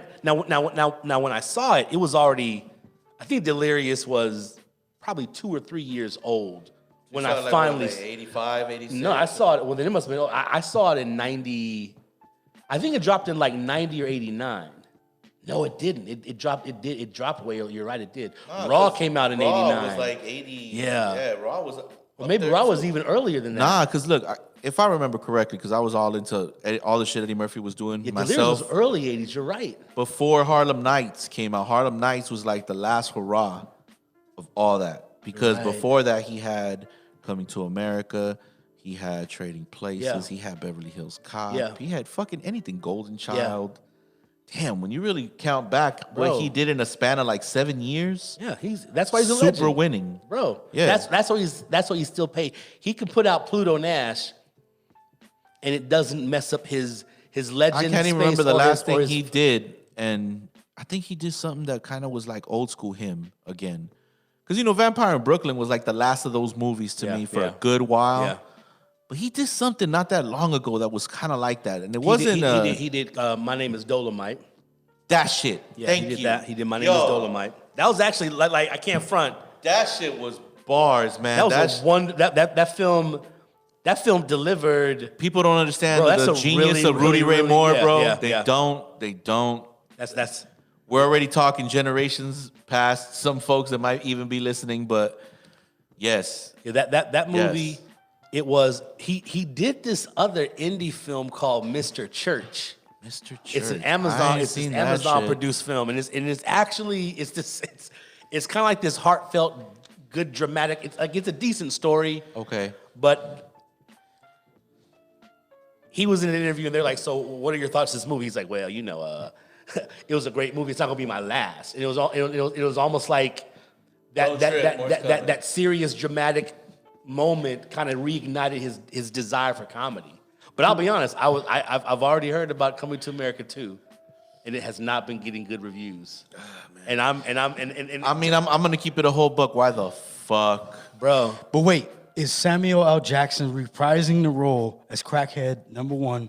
No, with the shot? he was burglar number 3. There you go. He was okay. burglar number 3, but I mean, did he do Thank you. time? Did he come out? Right? Is it? Dog, I think that that's would what be- part 2 is going to be If about. he came out and he Yo. was Samuel L., If that character is, that would be brilliant. right? That would be. I'll take that to I the got bank. my life together. You know what movie? Side note. You know what movie you need to see? motherfucker. Yo. I'm no longer robbing. I opened my own franchise, McDowell's. I got the motherfucker burger. No, I'm kidding. Nah. Side note: the movie y'all need to go see is it's called Prison Logic. The Tijuana Logic. Jackson story. Okay. That's Wait, that's the, who's in that? Who's in that's by this dude Ramani Malcolm. Ramani. He's the guy that was in Weeds. He's the black guy in Weeds. He's the guy in is he 40 the Year Old dude- Virgin. Yes, he's fucking Dog, He's he's a, funny. like that was the movie talking of about 2020. You're talking about the Queen of Crack, right? Like she was. Is that who that is? Queen of Crack. Yeah. Tijuana Jackson. Tijuana Jackson, or which one? Because I know that. Tijuana Jackson is this character he created. Okay. Like the idea of like this motivational like character he created. Oh, okay, shit. Because And- I heard about man. I saw some know why drug the shit idea on came in. Netflix where they had. I could have sworn the Now name this was Tijuana. it's on Amazon or I don't know wherever you can buy digital films. I don't know why that came into my mind, but that's the movie y'all need to see if you haven't seen it. That's just that funny, huh? It's okay. it's brilliant. Okay. And I don't say that much about too many people. But what but- about that one movie, Parasite? Did y'all watch that? I What did. y'all think I about did that? see I liked it. Parasite. I liked it. I did. I thought it was I didn't like interesting. the cover art. Yo, I think some people, but No, my okay. one complaint. I didn't like that cover black art- line. I was like, I do not like that. Why are you Yeah. covering his eyes? I'm not watching it. yeah, No, but You lost me Parasite there. was great. I loved it. Yeah? I did. Because I watched Snowpiercer. yeah. Have you watched Snowpiercer? I have not. Oh, watch it, bro. It's a weird Willy Wonka. It's like that. Did you? Okay, so there's a video. Yeah, it's good. It's like that Claire's Boutique in the Antarctic. It's a train, and Never. it's a train, and it's like Ed Harris is in it. You're fucking me up. Ed Harris is in it. You're fucking me up. The train is like, it's almost like the Willy Wonka shit where every car on the train, I'm not gonna ruin it, but there's a video that ties it all together because Boone, what's his name? The director. I fucking forget, but I remember man, Boone. I'm already tipsy. Boone Jock-ho, something like that. Korean director, fucking dope. He did Snowpiercer. He did one before that, Train to Busan. I haven't seen that, but Snowpiercer. I threw it on, and there's a part in there. I was just, I don't want to ruin it, but it'll fuck you up. Like they get to the end of the car, and there's the last car. The conductor is Ed Harris. Before they get in there, and he says some shit, and you're just like, whoa, because Snowpiercer. watch it, please. And there's a show on. If it's a tatted up guy saying "Hold still, it's cold," I'm gonna be pissed at you. There's another one. Inside? I'm the Snowpiercer. Yo, he has another movie that he makes too, where it's like some character, almost like a Pokemon or some shit. That director is a trip. Yeah. All of his Did movies. he do Birdman? No, No, Have but you seen Birdman is Birdman great. with Keaton. Smells- Fuck, that shit is smells like amazing, yo. balls. That's How did we end up here? that's I fucking Yo, love that Keaton movie. is something else, man. Yo, Shit. you haven't used my check. Me and Isaac are about to run and use the check. Yeah. What show are you doing? I'm Who's sorry, in it? What's it about? Yeah. It's gonna star me, because I'm probably I'm lying. Oh, yeah, okay. Let me. I am the greatest. Yeah, it's gonna start. It's just Let gonna it be be me known- looking into the camera like this the whole time. Like, you like this? It's gonna be 2 more hours of this. This right here. I'm gonna be in this same voice too. I'm gonna be talking like this. I'm gonna look like that. Hey, So you turned in. You turned in. I got another question. Camera A, camera B. Branching off of that, who is somebody you'd want to be in a movie with? Ooh, Buddy cop. A buddy cop movie. You and who? honestly, like I was so heartbroken when he passed, but Sean Connery, that's my guy. Oh, yeah, I've he's- always Yes. wanted to. Yes, I was wondering, could you? And my character would just imitate him the whole time. He'd say, "Don't do that. Don't do what? Don't do that. Why are you doing that? Why are you like?" All like it would be the greatest. Sean Connery. I think I'll be honest. I think Brad Pitt's a funny comedian. Like I think in a comic role, I think he's. I like him in think Snatch. I thought he was brilliant in Snatch. That's next level, Brad and I Pitt, think though. and I think Snatch is a comedy. I think like everyone Yeah. says no, that's a comedy No, first. yeah. Once upon a time in Hollywood, he was funny as fuck. I need to. What I want I to heard it was really fucking funny. You ain't seen that? I started watching it the other night, but then Yo, DiCaprio should have got an Oscar for that shit. Which one? Which one? For Once Upon a Time in Hollywood. That was when he Yo. has the meltdown in the trailer. Yo, You haven't seen come on, that? man. Oh. Okay, y'all really, Tarantino, man. I stop. mean, thank you, Tarantino. I heard Kill Bill 3 is gonna be the last film. I really hope that's true. Really, I just showed my kids Kill Bill for the first time. That shit was wild. Kill Bill 3. Yeah. Oh wow. Yeah. I can't front one Okay. or two. When did you think Uma Thurman was hot, and when were you like, yo, she's not? Here's the truth. I'll be honest. Like that was a cool character, but she's never really done it for me. I don't know. I mean, you gotta catch her in certain shades. Like if we were ever to start dating, we'd look like the number 10. I'm gonna say weird. Pulp Fiction. I was like, She maybe it was the she doesn't drugs. do it. Maybe she's because got, she had she's got that drugs. Anunnaki vibe. I don't know. I don't know. I don't know. I think feel for like me- we're gonna make hybrid children that are gonna be reptilian or some shit. Like, I just don't felt know. like, yo, she knows where all the good drugs are. All right, cool. She'd be a good wing woman. She'd be cool to be in the but crew, she's messy but though. Like True, she didn't true. even know what she was snorting. That's kind of not good. Oh, I yeah. need a seasoned hoe. Yo, maybe she was just like, yo, my tolerance is too high. I'm gonna just fuck. You know what I mean? Yeah. I don't know. Hey, Her true tolerance story. was too high. Yo, I thought she came across as a loving mother in Kill Bill, and I liked that side of her character. That's Yeah, what I'm that saying. was Like when you dope. when you get to the I thought end, that was a dope. there but were I- angles of her that were like, this is favorable. Yeah, exactly. But when they show her broken ass toes in the whip and shit, and it's like wiggle your big toe, I'm like Tarantino, you a sicko, bro. Yeah, let's talk about the toes. The like at Tarantino toes. least if you're gonna have a foot fetish, let it be for pretty feet. They were big old long. Like fucking like sloth feet. Yeah, or some and, shit. and then there's this thing where she punches herself out of the tomb after she's being buried. Like Yeah, once you've gone through that, I'm not gonna like. We're just gonna be friends after that.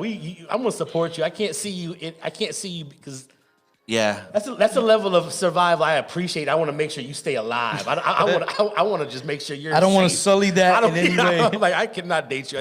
You're not attractive. No. Nah. So buddy cop, Sean Connery. Or Uma Thurman, apparently. The movie would be some sort of a heist. I've always been a fan of like. All right, hold on.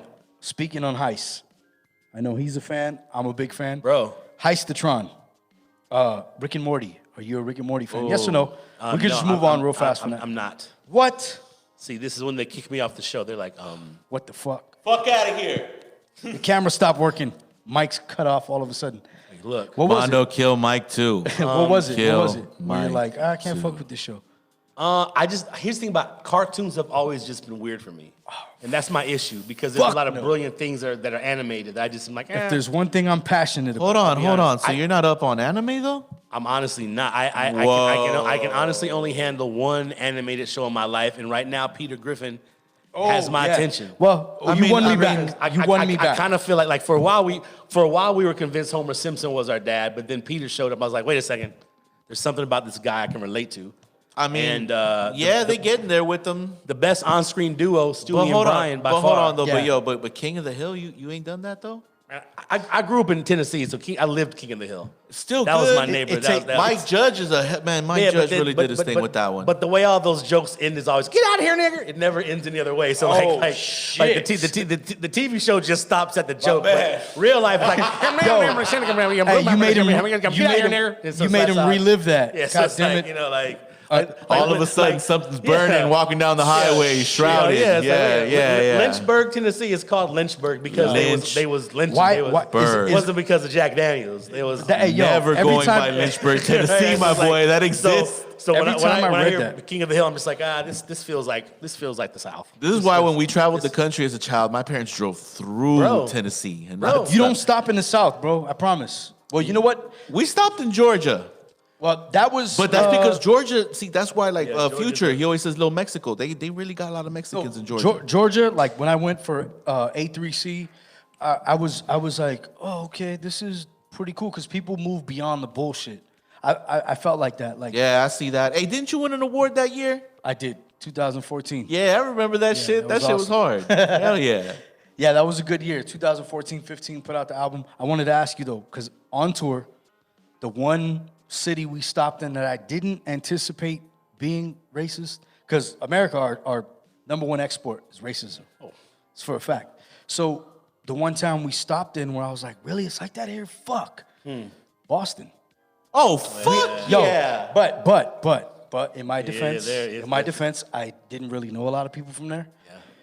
We were on tour. We had to take a piss. There was a donut shop off the highway. We got off. We went in there, and it was basically a Klan meeting going on. Yeah. It was like 8 in the morning. It was 8 in the morning. And, yo, it was horrible.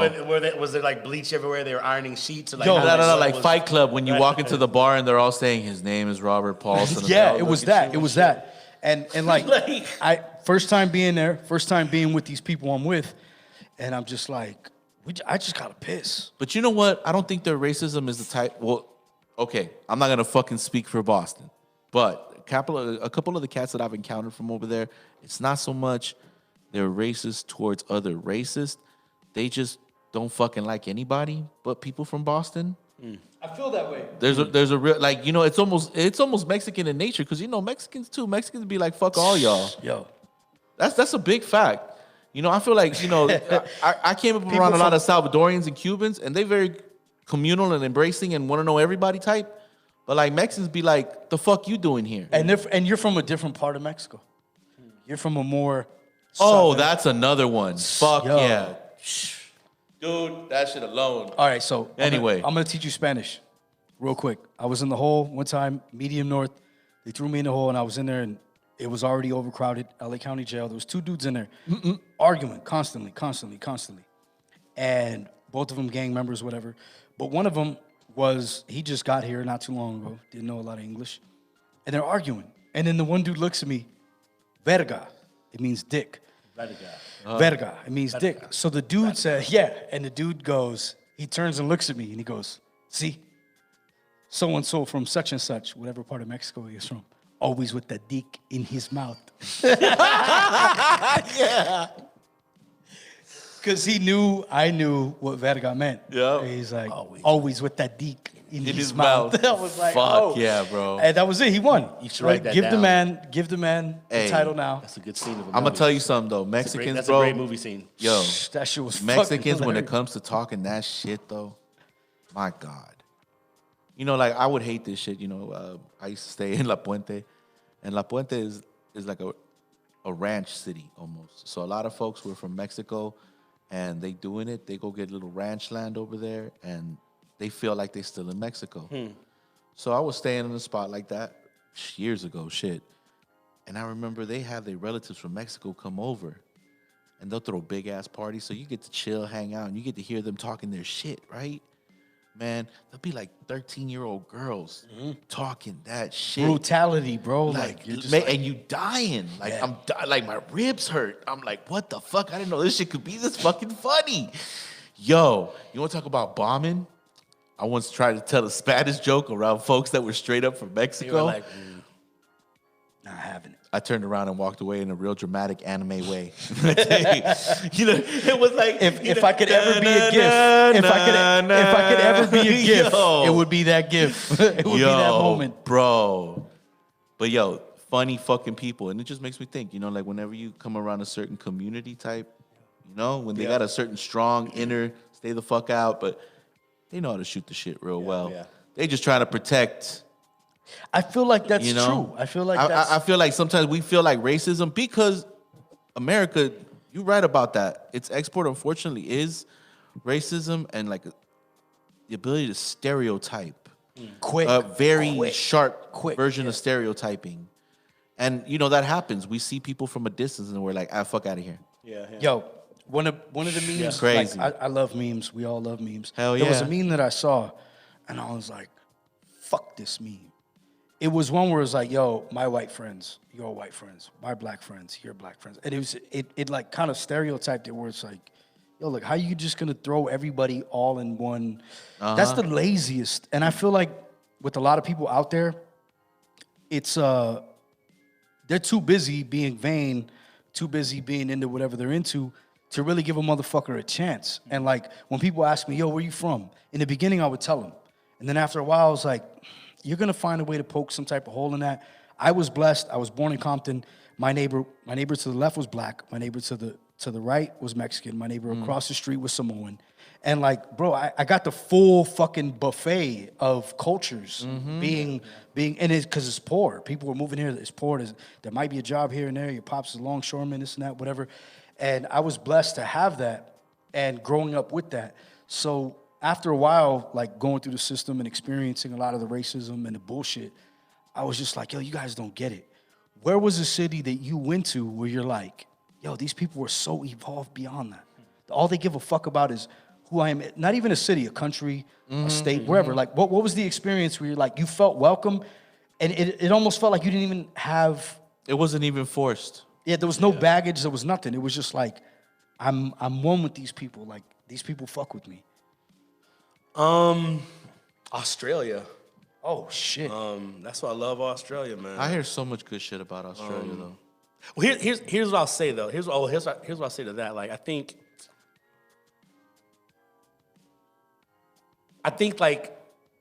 every nation has their. I'm gonna say this. Every nation has their nigger. Yeah, Like, it's like, the like, lesser. Here's the it's truth. the lesser. There's a racial war happening, because like here's why I love Australia. Because I go unnoticed. They don't care because their race war doesn't involve me. It involves Indonesian folks. So I'm not part of that. So I can go to Australia and they're like, oh, where you from, mate? Oh, LA, great. Okay, cool. And then they keep in mind, they go about they don't care. So but like, the moment they see a tribal Indonesian person, here's the truth. They have the same war they're living in. yeah, that's Like, bad. like, and it's almost like every place I travel, it's almost like you think when you go, folks are gonna be like, oh my gosh. But the reality is, most people don't give a shit. Like, most people don't care unless they're like there for what you're there for. Yeah.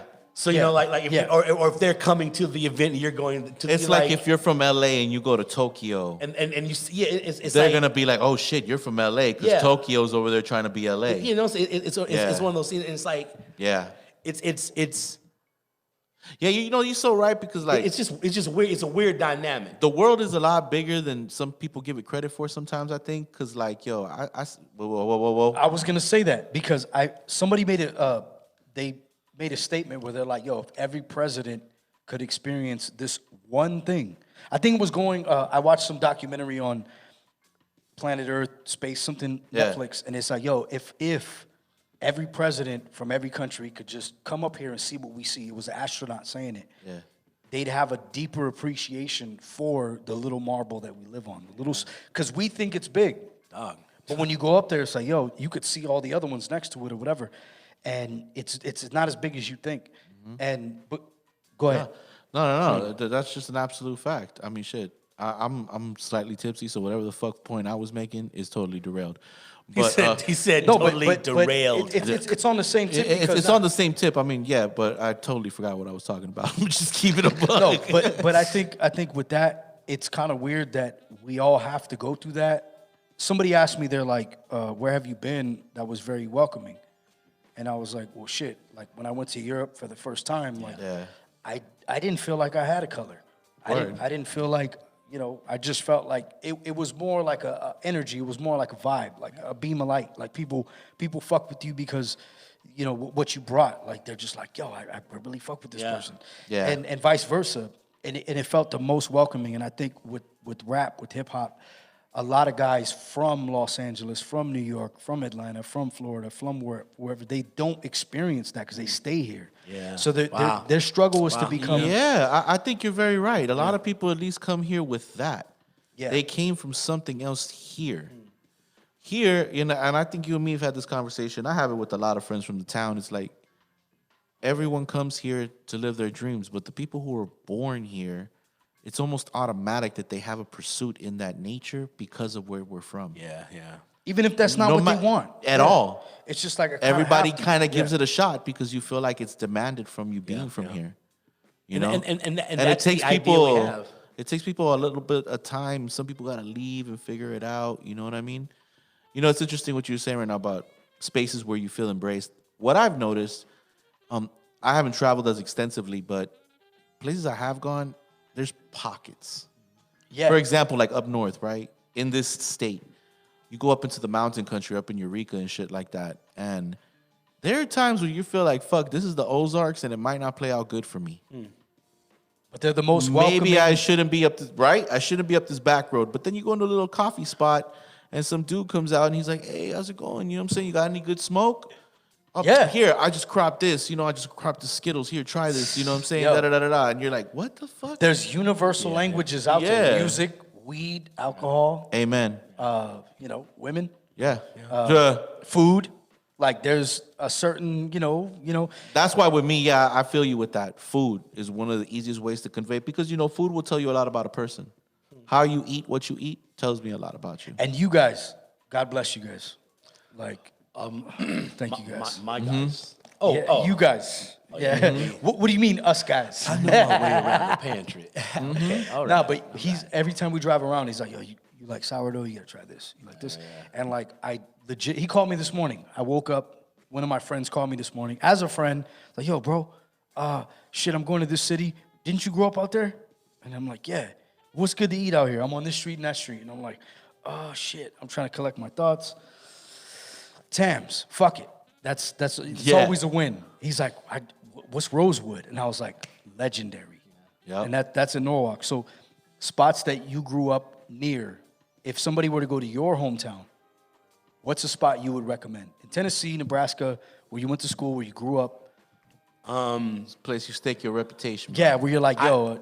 I spent some time in Michigan I went to high school in Michigan. Damn, this guy's and there's after Nashville. I'm starting to hate this guy. I'm starting to hate this guy. No, we just moved like, in Michigan, this little bitty town called Berrien Springs, Michigan. The greatest sandwich shop in the world is there. Is that what it's called? I'll say this: the second. That's very bold. No, I'll say this. That's a big ass No, statement. let me. The second greatest sandwich shop in the world is there. I tip my hat to them. This place called Baguette de France. Now. Baguette de France. Baguette de France. French Okay. baguettes, whatever. Baguette, whatever you're saying.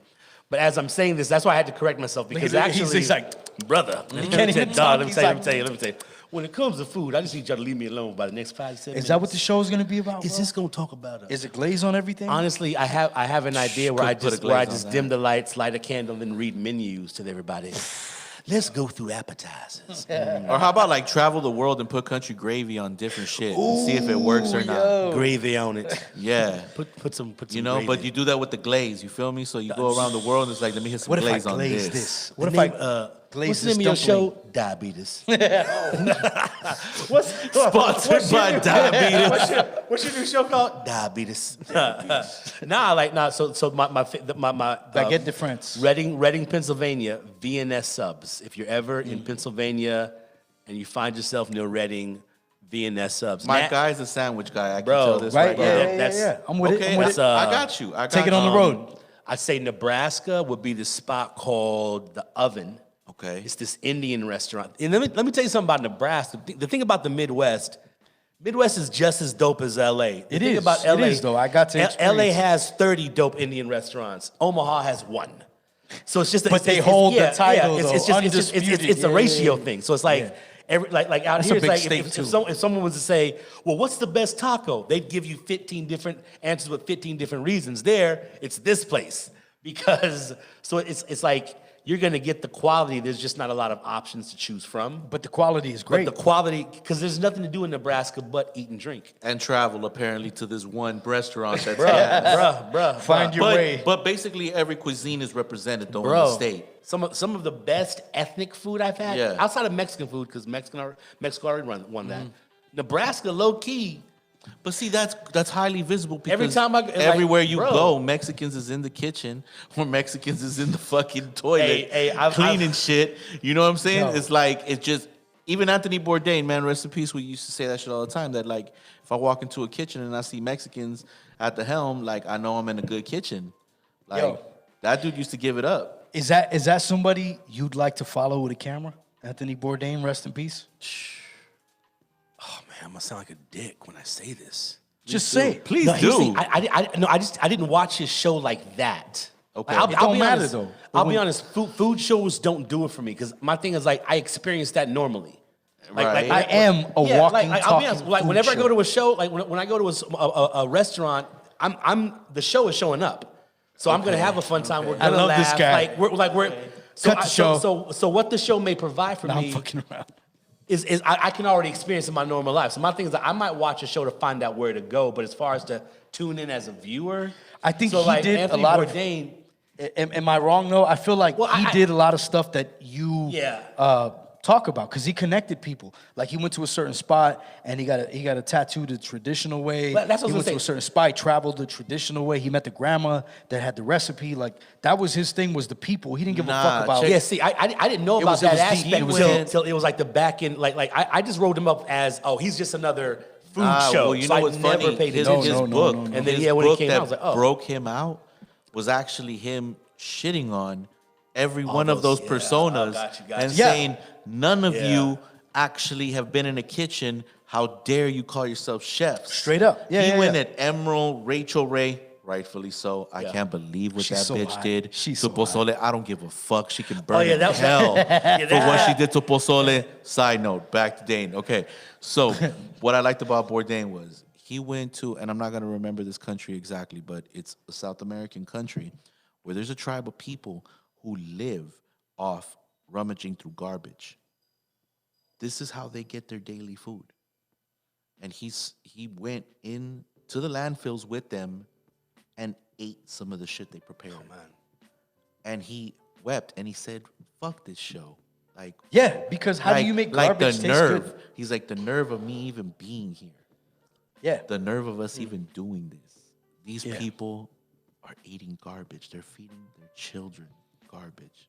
But they That found- shit, after that, I was like, damn, I thought the dude was a witty writer, and that's why I tuned in. Because on the food level of shit, I mean, there's too many food shows. And honestly, I'm more like a Gordon Ramsay. You know what I'm saying? Throw the plate at that dumb fuck. He didn't do it right. I like that. Yeah. That's my fucking guy. The action is great. That's my fucking guy. But with Bourdain, it's the depth of the writing. Got you.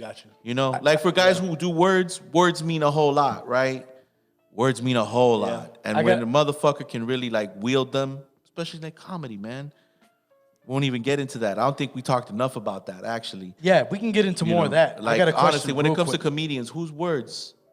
Yeah. I got to know that one. Because, you know, it's so easy to throw out a bunch of names. Was Murphy's words as strong as the presence to you in terms of influence? As Mooney, as... Who influenced my writing was Chappelle. Amen. Killing Them Softly. I saw Killing Them Softly, and that's when I was like, I need to go start writing comedy. Goat. I'm going to step off. He's a goat. He had a joke where he said he was talking about black people getting abducted, and he said that'll never happen because terrorists are smart. You know, they'll never call it to the White House. Hello, we've got 5 black. Hello, and I was like that. I'm like, that's the great. I heard that joke. I was like, oh shit. Yo. I was like, that's what I want to write. Yeah. So it was like I had the personality and I had the entertainment value. Like Eddie is probably, in my opinion, one of the greatest stage entertainers because he knows how to captivate. But just his style was just not my style. But I was like, how can I take this packaging and combine it with a writing approach? Because I like a good narrative, and I'm a storyteller of sorts. So it's like I'm not just set up and punch. I started doing set up and punch. I'm like, this just doesn't fit for me. Quick. Yeah, that's just not my rhythm. Yeah. Chappelle's the type of dude that'll take you on a build-up. The build-up is so good. He'll take you on a wonderful route, and you think you're going to end on the top of a mountain, and you finish in the back of a car. You're like, how did I get here? It's like the punchline. You know, it's like the brilliance of and just like whenever I watch comedy, all I'm doing is trying to beat you to your punchline. So I'm watching your joke, and I'm just like, do I know where he's going? That's so rapper. That's so rapper honest. of you. And my thing is like, if I can get to your punchline before you deliver it, I'm funnier than you.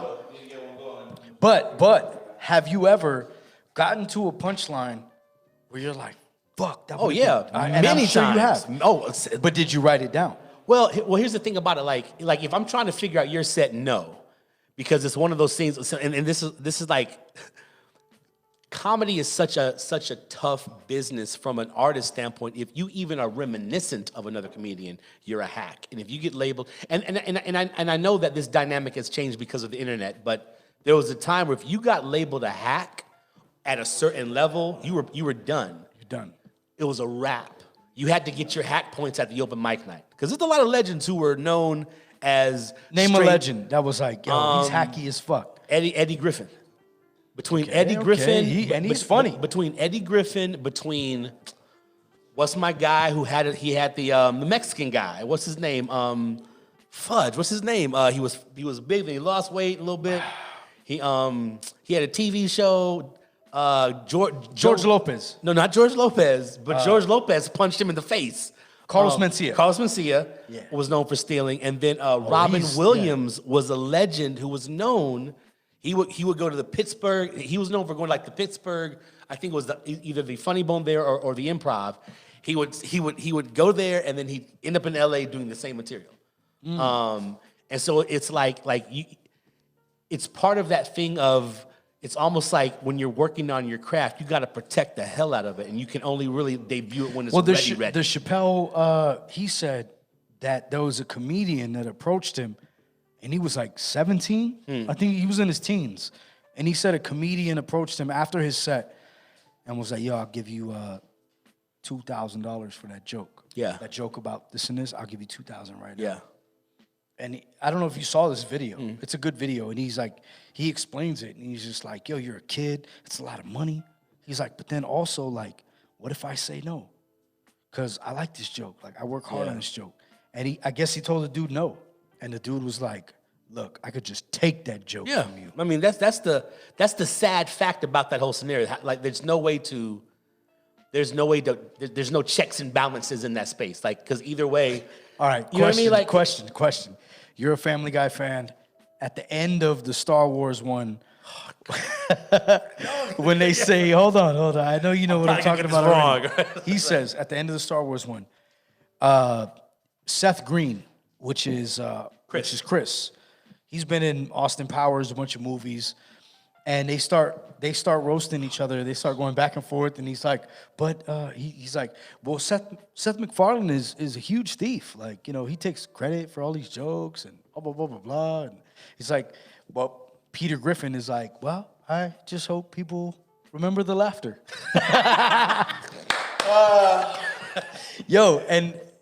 Yo, that's the most scumbag, but it's fucking hilarious because, like, damn, how do you get a comedian back for stealing your joke without sounding? Well, if you're Joe Rogan, you go fuck him up. Yo, but I like Joe Rogan, I'll though. be honest. But Joe can't Rogan beat up did- everybody. Was effective. But I like how he went at Mencia because he didn't. Well, did he fuck him up? No. He got close. The way he Did approached he? him, though, Well, like he might know literally- something we don't. I mean, this is why I low key feel bad for Carlos. Fuck him. First and foremost. But here's the truth. Like, Respectfully. him being a thief is one thing, but from a business standpoint, the Comedy Store screwed him over in that moment because he was their paid headliner. He was on the marquee. Joe Rogan had no business on that stage. Joe Rogan interrupted the headlining set. Then they string down a they give him a microphone. I love it. I love it. So my I'm thing is in. I'm in. not from a So, from a well- fan standpoint, I'm like watching this like, oh shit, this is incredible. But from a comedian, I'm like, that's low key. It Well, also that exposed speaks to a relationship. It exposed the layers of just like how the idea of like at the end of the day, the clubs aren't on your side. They're on the side for what's going to keep traffic. you know, funny you gotta run your enough, business. Pauly Shore's mom and family owns Bro. the Comedy Store. Yeah. So Bro. literally, careers are built around the relationship with the Shore family. Yep. Now, you could imagine at the same time, I think this is always probable. Maybe Carlos Mencia just rubbed somebody the wrong way at the Comedy Store. Rogan has a very good reputation there. Oh, You know extreme. that. You know that shit. You know what I'm saying? That dude pretty much is like a guy amongst all comedy circles. Yeah. You know? So it's like, I see it. You know, for a quick second, I was actually working at the Ice House right here in Pasadena, dude. Yeah. And what a fucking place, man. You know who just bought that? One of the bus kids. Yeah, the Lakers owners. Oh wow. Oh, shit. Yeah, One of it the bus kids. turns out one of the bus kids is a comedian himself or like a writer. He bought them. He bought the spot in Pasadena. It's such a legendary club, dude. Like George Lopez, he pretty much like made his career off that club. And let me tell you, you could feel it when you walk in that space and you see. I love that about comedy clubs. They got so many pictures of who's played there. Yeah. Don't fuck around. You know who's been in here. That was the. I got to tell this little side story. I mentioned Russell Peters earlier. Yeah, Oh, yeah, tell me elaborate about on that shit, please. So- everyone has a great Russell Peters story. Russell especially, like, Peters is hip-hop fucking dudes. amazing. So me and my sister, like, we go back and forth every day. We text, call each other at least once, twice a day about some funny shit. That's right. And she was like, somebody's gonna get hurt really bad. Oh, I think you know him very well. And it was from a Russell Peters skit. Russell Peters was here at fucking Boombox. Oh, wow. Boombox, shout out to Inca One. Boombox in Chinatown. If you love hip hop, you love good vibes, you gotta go to Staple. fucking Boombox. Like, I promise. If you haven't been, I've never been. Put it on the calendar. As soon as we can do stuff again, come to It's a Boombox. place to be, man. So I think Lord Finesse was spending that night. It's DJs. It's not a bunch of rapping ass motherfuckers. Like, it's Yup. dope DJs, dope producers are there, and they're playing good shit. They talk on the mic. It's just a good experience. And Russell Peters was there, and I was there that night. And I said, I walked up to him, and I'm like, somebody's gonna get hurt real bad. Oh, I think you know him very well. And it was just cool to be able to say that. What a was his fucking response? moment. But hold though. on. Yeah, It got better because after that, he made a face, and I was like, cool, like, hell yeah, I got to talk to the guy. Well, shit, AG from Digging in the Crates was here. Nice. And we're doing a tour, and he's like, yo, yeah, come pick me up. I'm down, you know. And Calabasas. And I'm like, fuck. And he's like, yeah, they're going to need your ID at the gate. And this is Kanye territory, Kardashian territory. And they buzz me in, I show them my shit, and I go, and it's Russell Peters. And but what was cool was great fucking DJ, because we did a show down the street We had technical difficulties. He was in the crowd. He came, and he's like, he walks up calmly. What's going on? And we're like, well, it's Serato and this and this. And he's like, okay, hold on. He goes up there, and then plugs it in. All right, cool. I got it. We good? He DJs the set for AG from Digging in the Crates. Oh, wow. So you got Russell Peters, Digging in the Crates, so like layer upon layer upon layer upon layer of just greatness, classic.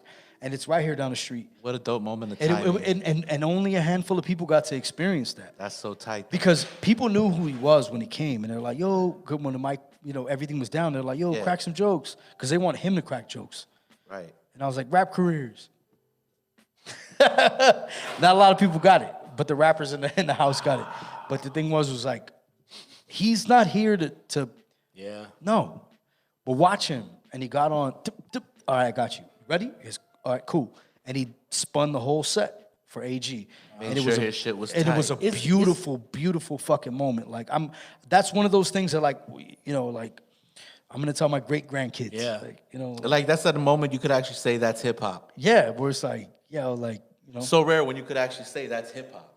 He isn't he somehow boys with, because I follow him on social media, and so he's always with Lord Finesse. Yes. Was that He's at the real spark big off? with DITC. Yeah, Yeah, he's really big on was that DITC. the spark off of? I think it meant a lot to him, the songs, the vibe, the movement that he was a part of growing up, but also to pay homage to, and I'm sure that's why he's so fucking hilarious. Yeah. To pay homage to the comedians, the artists, the DJs, producers that he grew up with. Yeah. And it said a lot. So like, is that somebody you'd like to work with at some point? I love Russell Peters. My go-to comedians are a small list. Who's that? Dave, obviously, I'm not Dave. Dove, Davidoff. What is he on? How would I know him? He's like, to me, I consider him like the underground comedian. I think he's probably one of the funniest guys on the planet, but he just doesn't care about what comes with it. So he's not pressed. But he was like, he's had a few he's had a Comedy Central special. I think he had an HBO or another special, and then he's been in a bunch of movies. But he's like the underground, like look him up, Davidoff. Davidoff. I got a funny name for you. Jesselnick. Do you know who that is? Whoa. I think it's Anthony Jesselnick, David Jesselnick. I think, one of those two sounds. And he's- Is it Jesselnick? Or is it Something Jesselnick? like that. I used him on my last project because he has a skit about thoughts and prayers. Thoughts and prayers go out to the family from this and this. I don't know if you heard that. Jesselnick? Sounds like it. I think you're right. It's like Jesselnick or Jesselnick, something like that. But I've heard that fucking name, recently. He's bro, but his shit is always just cold, bro. Just You know who's Cold killing as it right now? Anthony Schultz. That dude. Anthony Schultz, huh? That dude. I'm gonna look out for him. No, I'm sorry, not Anthony. Andrew Schultz. My fault, not Anthony. Andrew Schultz. This kid. He. I think this age of. I think this age of entertainment is just a completely different ball game. I hear that. And so when you understand how to leverage this dude has a video for every joke he's ever written. So all he would do is, and they're all live. So it's like it would just be a live clip of this joke, and he literally just flooded his social media with just jokes, and is now on Netflix. But he's the king of the rant. Okay. If you're looking for like imagine Lewis Black when he was much younger and cool. Not saying Kinda Lewis like Black isn't what cool really now. grinds my gears kind of Yeah, vibe. but before he was pissed off and was just very, very good at being critical about it. Yeah, Lewis Black had a moment. He was pretty funny. Lewis Black was killed. He just got. I think he You got mean kind of like grumpy. that one dude? He's a fucking conservative piece of shit now, but he wasn't before. Dennis Miller. Dennis Miller. When Dennis Miller was younger, when dude, you say that name, he was all so I think of fucking is funny. And who's the other the guy? then? Stallone. What is that? When he gets Dennis thought out. Miller. Demolition Man. Demolition. Dennis Miller was the leader of the underground. Sorry. No, took you guys on a wild trip. There's Dennis Miller. Damn, but then you really there's did though. Cause I just another thought guy. about that shit. Yo, Who was the guy that was always smoking? He was like more like a Dennis Leary.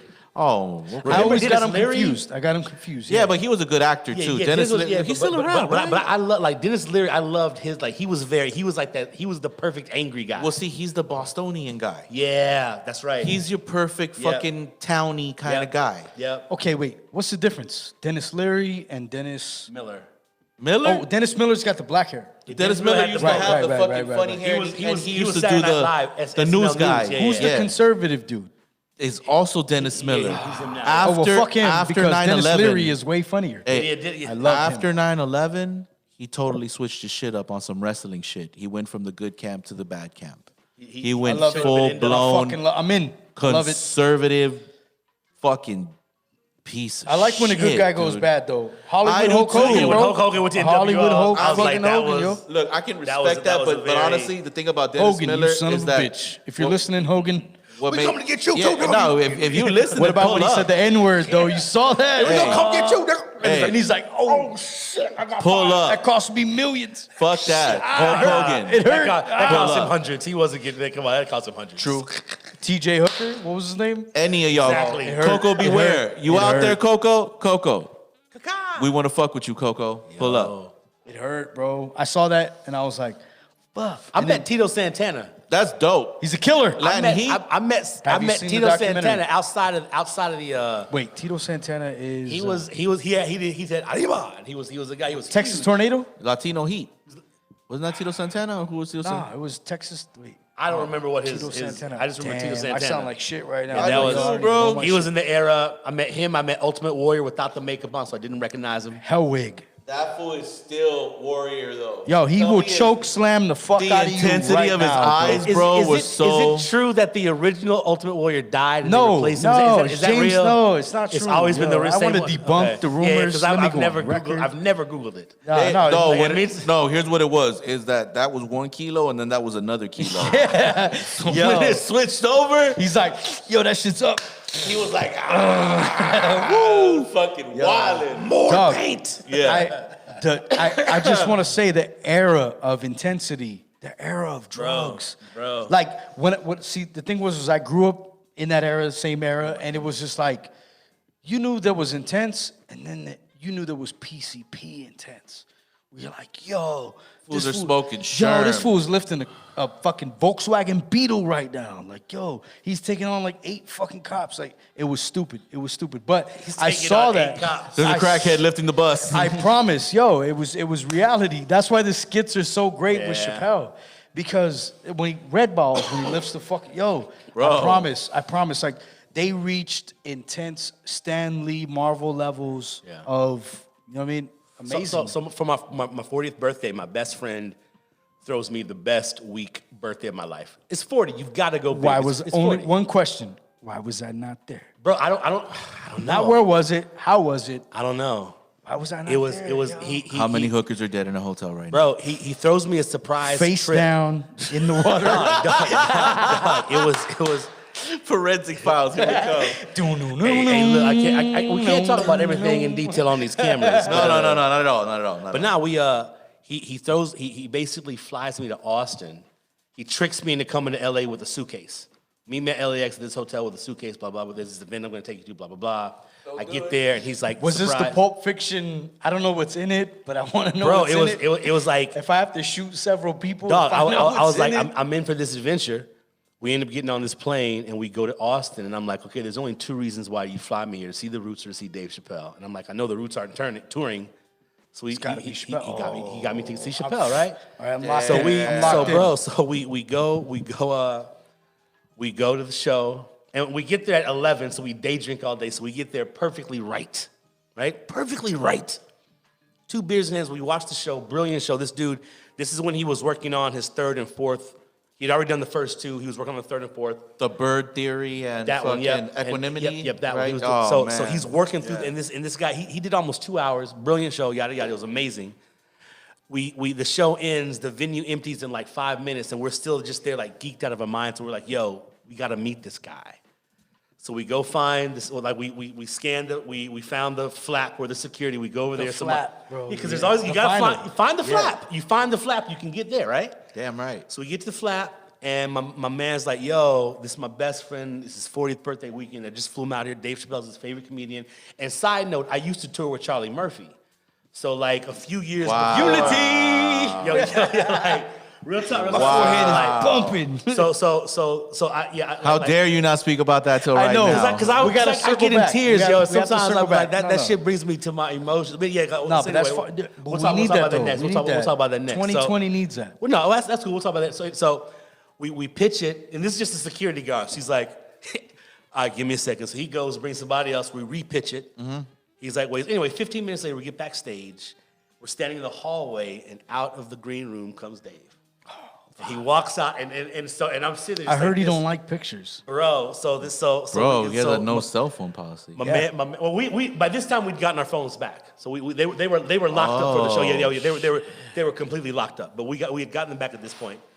He comes out, we dap up, talk, whatever, and I confess my love. I'm like, Dave, like you were the one that made me pick up my pen. Like Eddie made me want to do it, and we have this beautiful moment. And so we take pictures, do whatever, whatever, all that crap. And then he's like, nigga, it's your 40th birthday. Come on back and have a drink with your boy. So then we go back into his green room, and it's just like, and this is right when Tribe's album. I'm along for the ride. Bro. Take me on the ride. I'm already take me I'm on gonna the close ride. my eyes, dog. Keep talking. We're there, and this is when Tribe's last album had just dropped. So that's playing in the background. And every so often he'd come up and change the CD. And it was like you were hanging out with your big brother who knew all your favorite jams. Yo. So my thing is like this dude just murdered it for 2 hours, and now he's playing DJ in his green room. Yo. And we're just sitting here like, I'm in the tent right bro, now. I'm I there can't too, front. bro. I see It the was- light. I smell the smoke. It's I will, fantastic. Erica Badu's in the Yo, corner. right? Yeah. Like real talk. It was I a moment recognize where that big hair. Like, yo. dog. It was the greatest. It was one of the laugh. greatest moments because it was like the dude was exactly. I don't know about it. Oh shit. Confession, I didn't write any of my jokes. Oh, I did. See that? Now you got to show the people though. Hold on. Hold it up to the camera. I have a confession, I didn't write any of my jokes. Oh, I did. Yo. Yo, that's big bro. That's the yo. And here's the thing. It was like, bro. It was a moment where he was in sync. There was no. It wasn't like a space where it was like awkward. Like, hi, it was. What's good, fam? And If I see you immediately again, Well, and I always felt here's- like that with you guys. Side Dog, note, here's- I always here's- felt like, yo, if I ever see you Dog. again, I promise I'll recognize you. It's nuts. It's and so that was like that moment of like, oh shit, okay, this is. Here's the crazy thing. My boy, who I was with, was in New York a month later. Chappelle was there doing shows. No kidding. They bump into each other, and the guy was like, Austin, Texas. My nigga, like, Locked in, bro. He's good. Anyway, Don't sweat him. Like he's Yeah. and he became my favorite comedian even more because it's like I've gotten to meet some of my heroes, bro, and it's interesting when you meet them and then you see them and you're like, wow, holy shit. I have to tell you guys it was- kind of Dog. real quick. So there was a girl that I was dating, and she worked at a rental car place at LAX. And Avis? No, I don't want to reveal too much information, but yo, she was working at a rental spot, and she's like, hey, fuck, you know who just came in right now? I'm like, have you ever seen this? And I'm like, yeah. So she worked at a spot, people just touched down, whatever fell through, they got to get their own car, get a Right. rental, swipe the car, blah, blah, blah. Yes, my government is this. And she would like tell me who was who. And she gave me, like, we printed them out. And she's like, yo, if you ever want to hit up so-and-so from MCA Records, so-and-so from Sony. Fuck yeah. Home addresses or at least business addresses. Wow. And at the time, my That's demo a plug game, and a half. it is. But my Dog. demo game was weak. I didn't have nothing really recorded. So I was like, yo, Wow, that's- what do I send? What do I send? There was a name on the list. Dave Chappelle. And it was in Ohio. Yep. And I was like, why the fuck would my hero be in Ohio? I was like, what the fuck? You're a complex dude, bro. But I'm just saying. He lived there during high school. Yeah, so Yep. my thing was like, well, fuck, if I could send anything to Dave Chappelle, I'm a huge fan. I don't even know why he's there. He might not ever see this, but I'm gonna take my chance. If I could send him one thing. So when I worked on my first fucking album, Face the Facts, he was a big influence. So that's why on the cover, I got Richard Pryor on there. Like I have comedians because like, yo, like he was a big influence on me. If I didn't pay homage in some way, shape, or form, I would feel like I took my chance and it wasn't genuine. Like these are the guys. Like I pointed out a lot of people and he was one of them. And I had that address, but I never sent him anything. And I kind of wish like, if I could just get him to listen to one thing. I don't even know what that is because I haven't wrote it. I haven't wrote it yet. I haven't made it yet. Maybe you think that, but I think it's been a pleasure. It's fucking by far, like my favorite joint of yours up to date. Thank you. And that was pretty easy to write too because I was driving around But LA. it be those, man. Yeah. And honestly though, shit, dude, capture that again, bro. Remember that one. Yeah, that was You fucking smacked that one, bro. but that one was it was from the guts though. Like so I have a song. I'm blessed to say that I work with you. That's not why we're here. But I'm proud to say one of my videos is with this guy. You want to know why? Because when everything started to pop off and it was riots. Those riots. Whoops. That was. I totally missed the dish. Technical difficulties. We were running I the was options. testing his reflexes. We were running the option. I um, totally fumbled the pass. We had a midget that was No, no. supposed to catch anything we drop. Unfortunately, He's he fucking- failed. Sorry, shit, though. Alberto. You're fired. Real shit though. Alberto just left. There was a video that we got to work on. It was a song, the time, everything. People were dying. People don't know if it's real. The virus is real. Vaccine, whatever. And prior to that, years ago, we worked on Label Us Underground, whack shit above us, because people we rep will never love us, spies and undercovers. Yeah. On the trust And, like, here. Yeah, I got a message you must hear. So it's Label Us, because, you know, I understood that, like, I experienced every different person pocket, every cultures within LA, and I'm grateful for that. Yeah. It's very rich. I'm wealthy with that. And I got to write about it. And you're like, yo, I want to do a video. I didn't want to give you the, yo, I'm a better rapper than you, blah, blah, blah, blah, blah. Typical. I was like, yo, this guy, I want to capture something. It's a time capsule. People can look it up 10, 15, 20 years from now and still find it. That song was so perfect. And I didn't feel awkward at all. It wasn't weird. It was just like I was creating a moment, capturing a moment. And I think that's what I appreciate about you is you've been able to capture moments extremely well. To the point where people might feel like, but it's like, no, you don't get it. Like, that's a beautiful part of you. Your journey. Like, Man, thank you know what it is? Yeah. Is Thank you so much. Seriously, thank you. No, real shit. That's so, thank you. Seriously. I feel like Thank you. throughout the journey, you hear sounds, you see sights, talk to people. There's different rich experiences. And when you put it into a visual, I was like, yo, he's going to do this song for me. Because people label you, him, everybody. We get labeled. And coming from Hollywood, everything is labeled literally as Hollywood. Yeah, that's a Hollywood style to the point where it became Bollywood and Dollywood. And like it was, there's so many levels to it. But once you understand the true meaning of it, the magic of it, like I was like, yo, I want to make this song because I feel like every time I talk to him, I get richer by knowing who he is. Come on, man. No, real shit. I felt like I'm mining for more and more because you don't meet people like that. I think everybody out here is so guarded or so superficial that they have no real depth to them. There's no real substance. When you get to the bottom of it, it's like, yo, I'm pure ambition. I'm a fucking android. Like, I have one mission. I'm going to accomplish it by any means, etc. And it's just so, like, fuck, that's horrible. And a lot of people that I meet here that make me feel like I'm wealthy, I'm rich, aren't even from here at this point. And that's, it's a shitty experience because you want to represent where you're from, but it's like, yo, where I'm from, a lot of it forgot who it was. You know? Yeah. That's because, you Thank know, you, dude. That means a lot. a lot of man. ways. No, the but way I'm you saying, look at I'm it saying too, I man. feel like I talk, that like means a lot. Thank you so much. as I'm walking, you know, like I see the shit you capture. Like, look, everybody knows you scroll. You're like, oh, that's pretty funny. Oh, well, this, it's an ad, but all right. And you scroll, and it's just fast. It's fast. And very few people make me go, wait, what? And I reverse. Yep. Sonny only drives in reverse because you don't put mileage on the car. Man. I reversed. That's the Bronx Tale shit.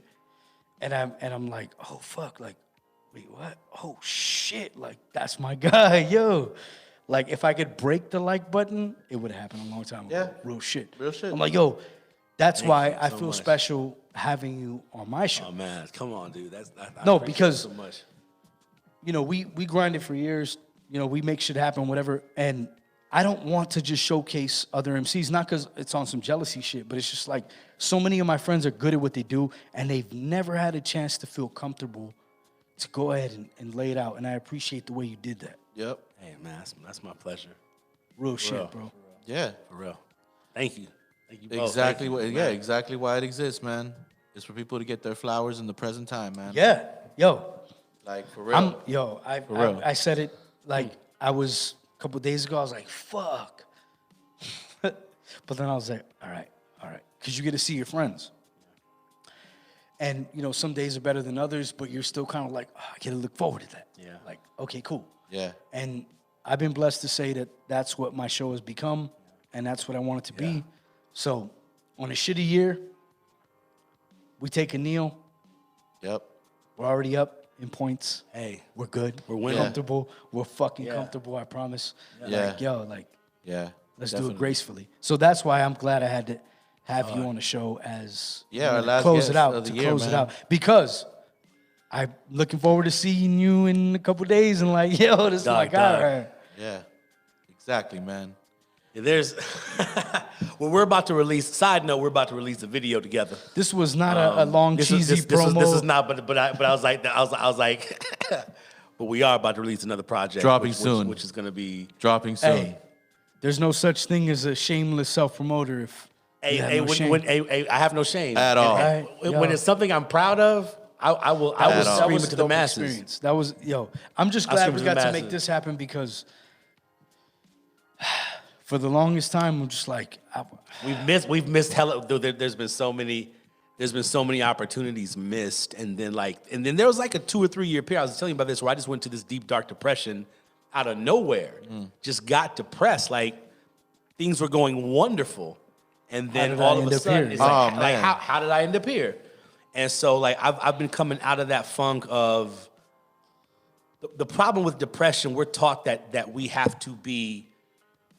It can't be around for us to function. I think that's the biggest misconception. Like That's true. No, there's depression's no way. never gonna leave. It's the tools of how do I now manage and compartmentalize and deal with it?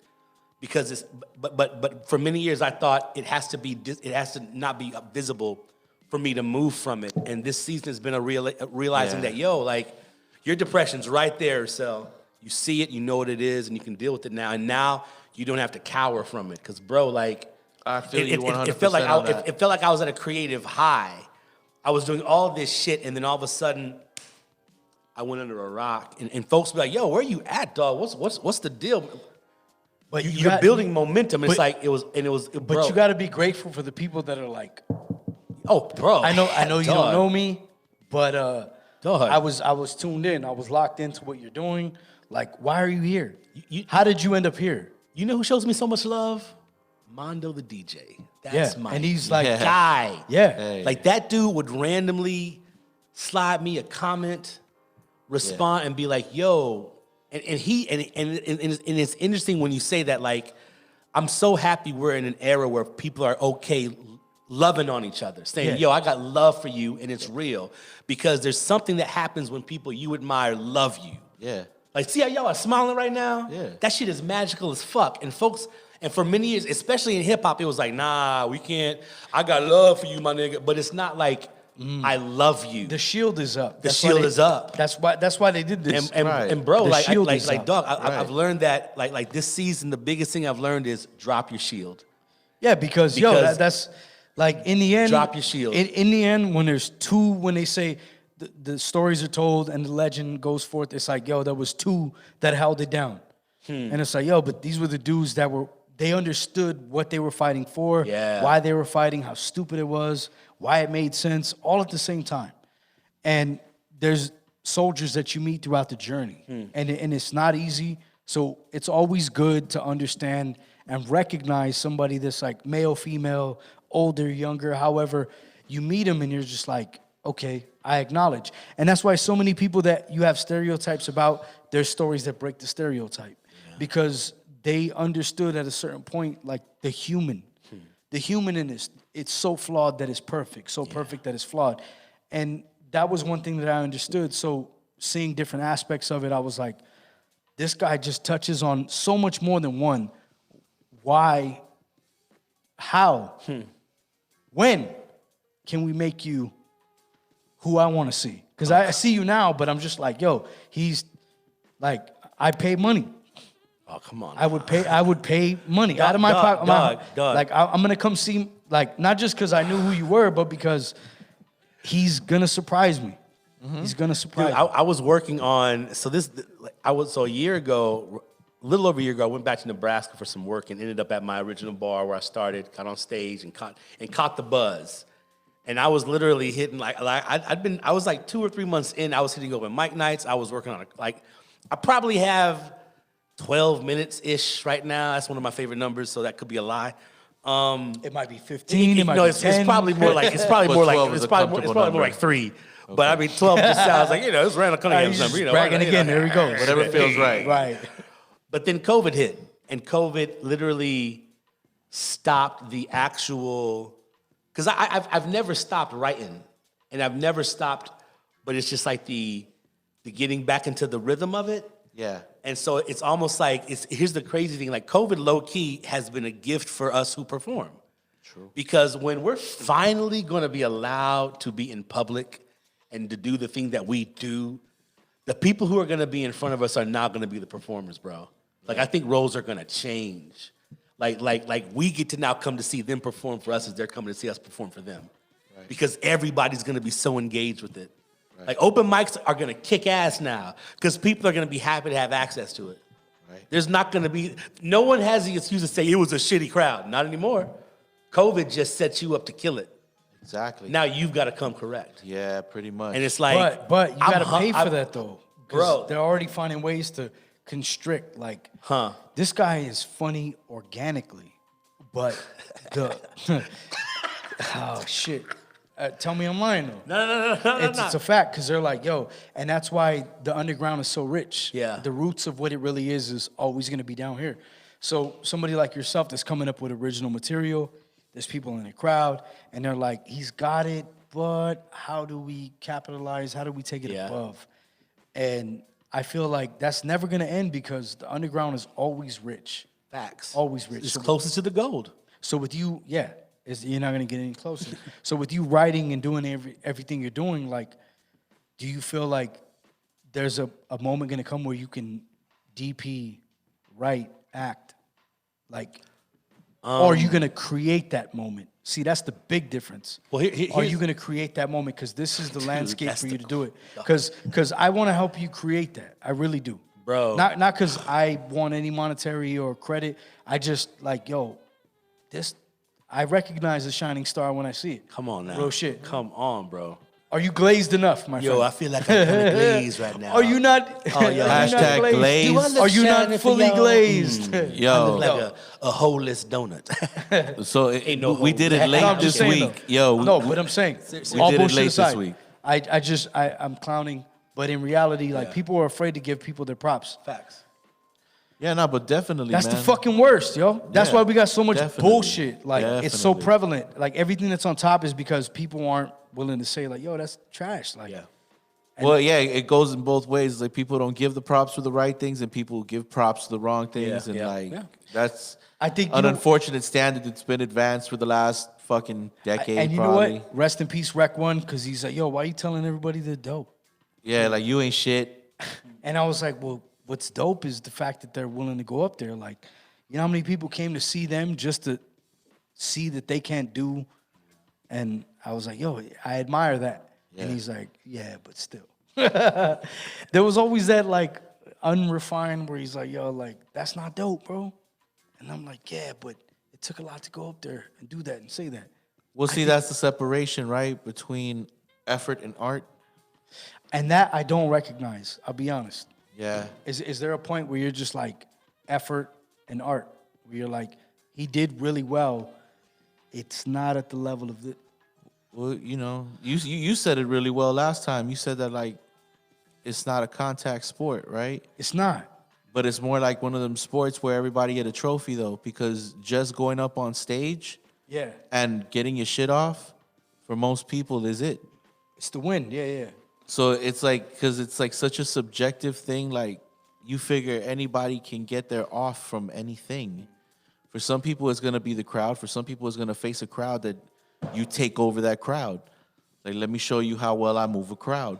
But for some other people, it's literally like, I got up on stage and I didn't shit on my pants. Facts. That's, You know? that's Or like, Yeah. Go or home like a winner. today I Yeah. did this and I didn't do that. yeah.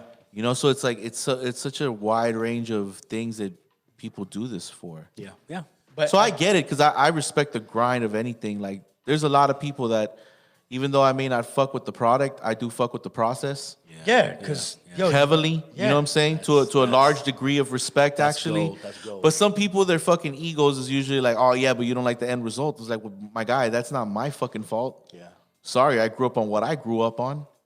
yeah. The fuck? Yeah. You know what I mean? It's like some shit is undeniably dope. If you create that, wonderful. I'll support it.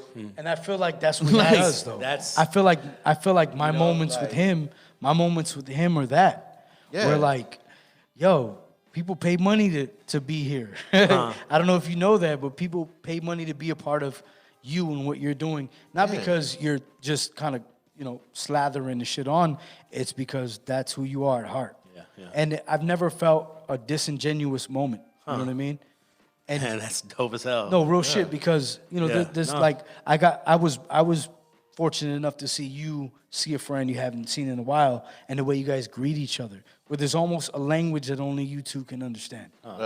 And my son is there, and there's I was like, yo, that's a communication we gotta aspire to be, that level where you're so in tune that like you don't even gotta say much, like there's a face you can make where it just transcends and speaks beyond all of that. I was fortunate to see that and have my son see that. And you know what's wild?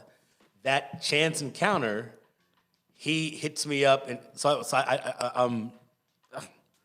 he ends up part of this project, this impromptu video that we shot on, I think, Thursday or whatever the day before. When was Christmas Eve? Wednesday. Wednesday. That chance encounter brings him into the crib, and it's interesting just how moments like that continue to spark community. Yeah. It's almost like like you bump into somebody at Circle K and you see them for a hot second, but now you're back on each other's radar Yeah. in a tangible way. It's like Man, in this era, Those that's type of actually moments, yeah. very precious. yeah. So- Those so that's valuable as hell. That's why I like to promote that, where it's Yeah. like, my son asked me a question. He was like, yo, Dad, have you ever met somebody and you felt like you knew them longer than you really did? And I was like, yeah. Why?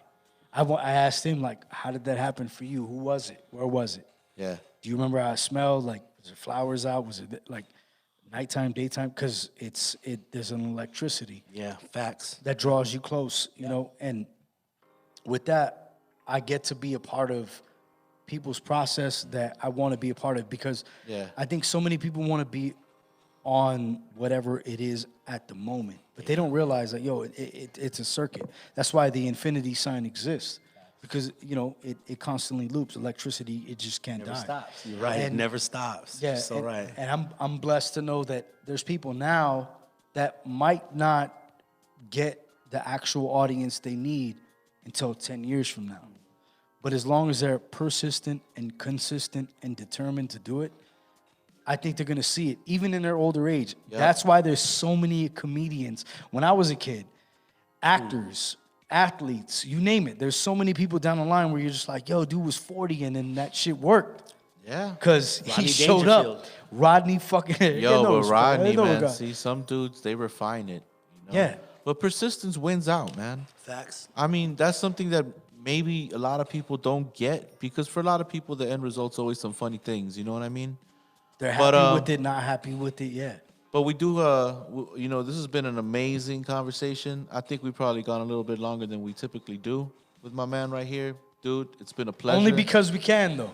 But, yo, while we have the time, where can people find you? And where can people find what you do that you want them to find? Woo! Mondays through Thursdays, I'm at the meat section at Stater Brothers on Alessandro and Riverside. Usually looking at ribeyes and stuff. Find the stuff he don't want you to find. Find the stuff he don't want you to Man, I find. tell you what, Find that. That's All some, of that. that's some good eating right there. Ercell Ivanhoe Photography is my my main Instagram page. And so that's probably where I would love people to come enjoy the journey, because that's where it's happening. Yeah, I found some rare stuff there, right? yeah, So, yeah. I took a break from being post heavy, but there's a lot of things I've been working on the last like 5-6 months. It's like, all right, let me just start sharing with folks what I've been Good. doing, because it's been. I have to say this. With somebody that's a photographer, I was like, yo, send me a picture. Don't make me steal one from the internet. Yeah, You son of a bitch. yeah, I was like, yo. yeah. I was like, yo, I just send me a picture that you like for the flyer. I didn't get any. Or I got set up, nothing. you know, set up the marketplace or something. You Yeah. know what I mean? Like, And then I was like, all right, well, fuck you then. And I showed him. I was like, yo, I'm gonna screenshot this. I'm gonna fucking, you know what I mean? I never, honestly, because I'm always behind the camera. So it's one, like, for example, like my mother got married last year, this weekend, or weekend last, the 21st, she got married. I'm in there. wow, congratulations. I'm in, no, Right? it was That's pretty cool. incredible, but I'm in none of the pictures and none of the video because I was the one doing it. So it's like, so when you look, it's like, where was Ivan? Oh, Ivan's my nickname. Oh, he was behind the camera. So it's like, I kind of get used, it's just not on my radar to get in front of the camera.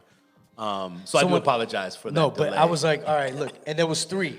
And you took the picture. No, your friend took the picture. You obviously changed the settings. Because in that same aesthetic, like there's a female model, there's different shit. Who did you give the camera to? Who took the picture of you? The one That's that a we good used question. today. Yeah. The one we used today. Because I like that picture. Because there was 3 out of that. There was 3 that Yeah. were chosen. Yeah. And I saw the 3 and I was like, well, he looks a little too happy to be here. That one looks like he'd give a fuck less. But that one right there, So it's like, you know, we didn't want to stretch the truth in either direction. So, you know, give me the we the looked middle. for a comfortable middle. Yo, Y'all are hilarious. who took that picture? That was on my tripod. That was just Oh, Shouts we're out to the done. tripod. Hey, Yo, hey, pass hold on, to hold on, yourself, hold on. bro. Pass Hold to on. yourself. Hold on. I say Who's the tripod? Here's why I say that, because it was literally like it was Fuck me, right? No, it was Thanksgiving, and my mother had sent me a text like, "Weren't you supposed to mail me a new photo today?" So I was like, "Shit." Yes, mama. So I Right, I'm on it. I'm on I it. literally shaved, put on a shirt real quick, set that was my patio. I actually do have an actual photo shoot planned for a few weeks, so I'm actually going to get some actual real pictures taken. Why are you the douchiest guest by far? I am a douchebag, Without trying yo. to be. Without even. He's like, I was like, yo, so what's the best Effortless. Mexican I'm food? a He's like, douchebag. I'm sorry, well, I'm so- Mexico. I'm so no, I didn't I mean got to- yo. By the way, I'm so for your sorry. photo shoot, I got a photo love. studio for you. I know somebody. I got a photo studio for you.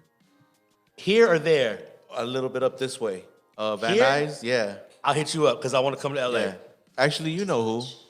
I'm so You know sorry. who it's No, it's all I feel Tiger like a Lab, jackass yo, 'cause I'm- 'cause I I'm- appreciate you. Here's the truth. That answer makes it like, does he have any friends? I got my tripod and the camera, and I got my computer that I edit on, and I got Shouts out to Joby. I got my refrigerator and my microwave and my blender, my handheld blender. Like, so it's like, Man. I wish I could be like, yeah, my crew, you know what I'm saying? My guy had to, but I was like, oh, my tripod. Shout out that to was the my crew. dude. Yeah. My homeboy Sonay. His name is spelled like Sony, but it's so. All right, okay, that's all. It was.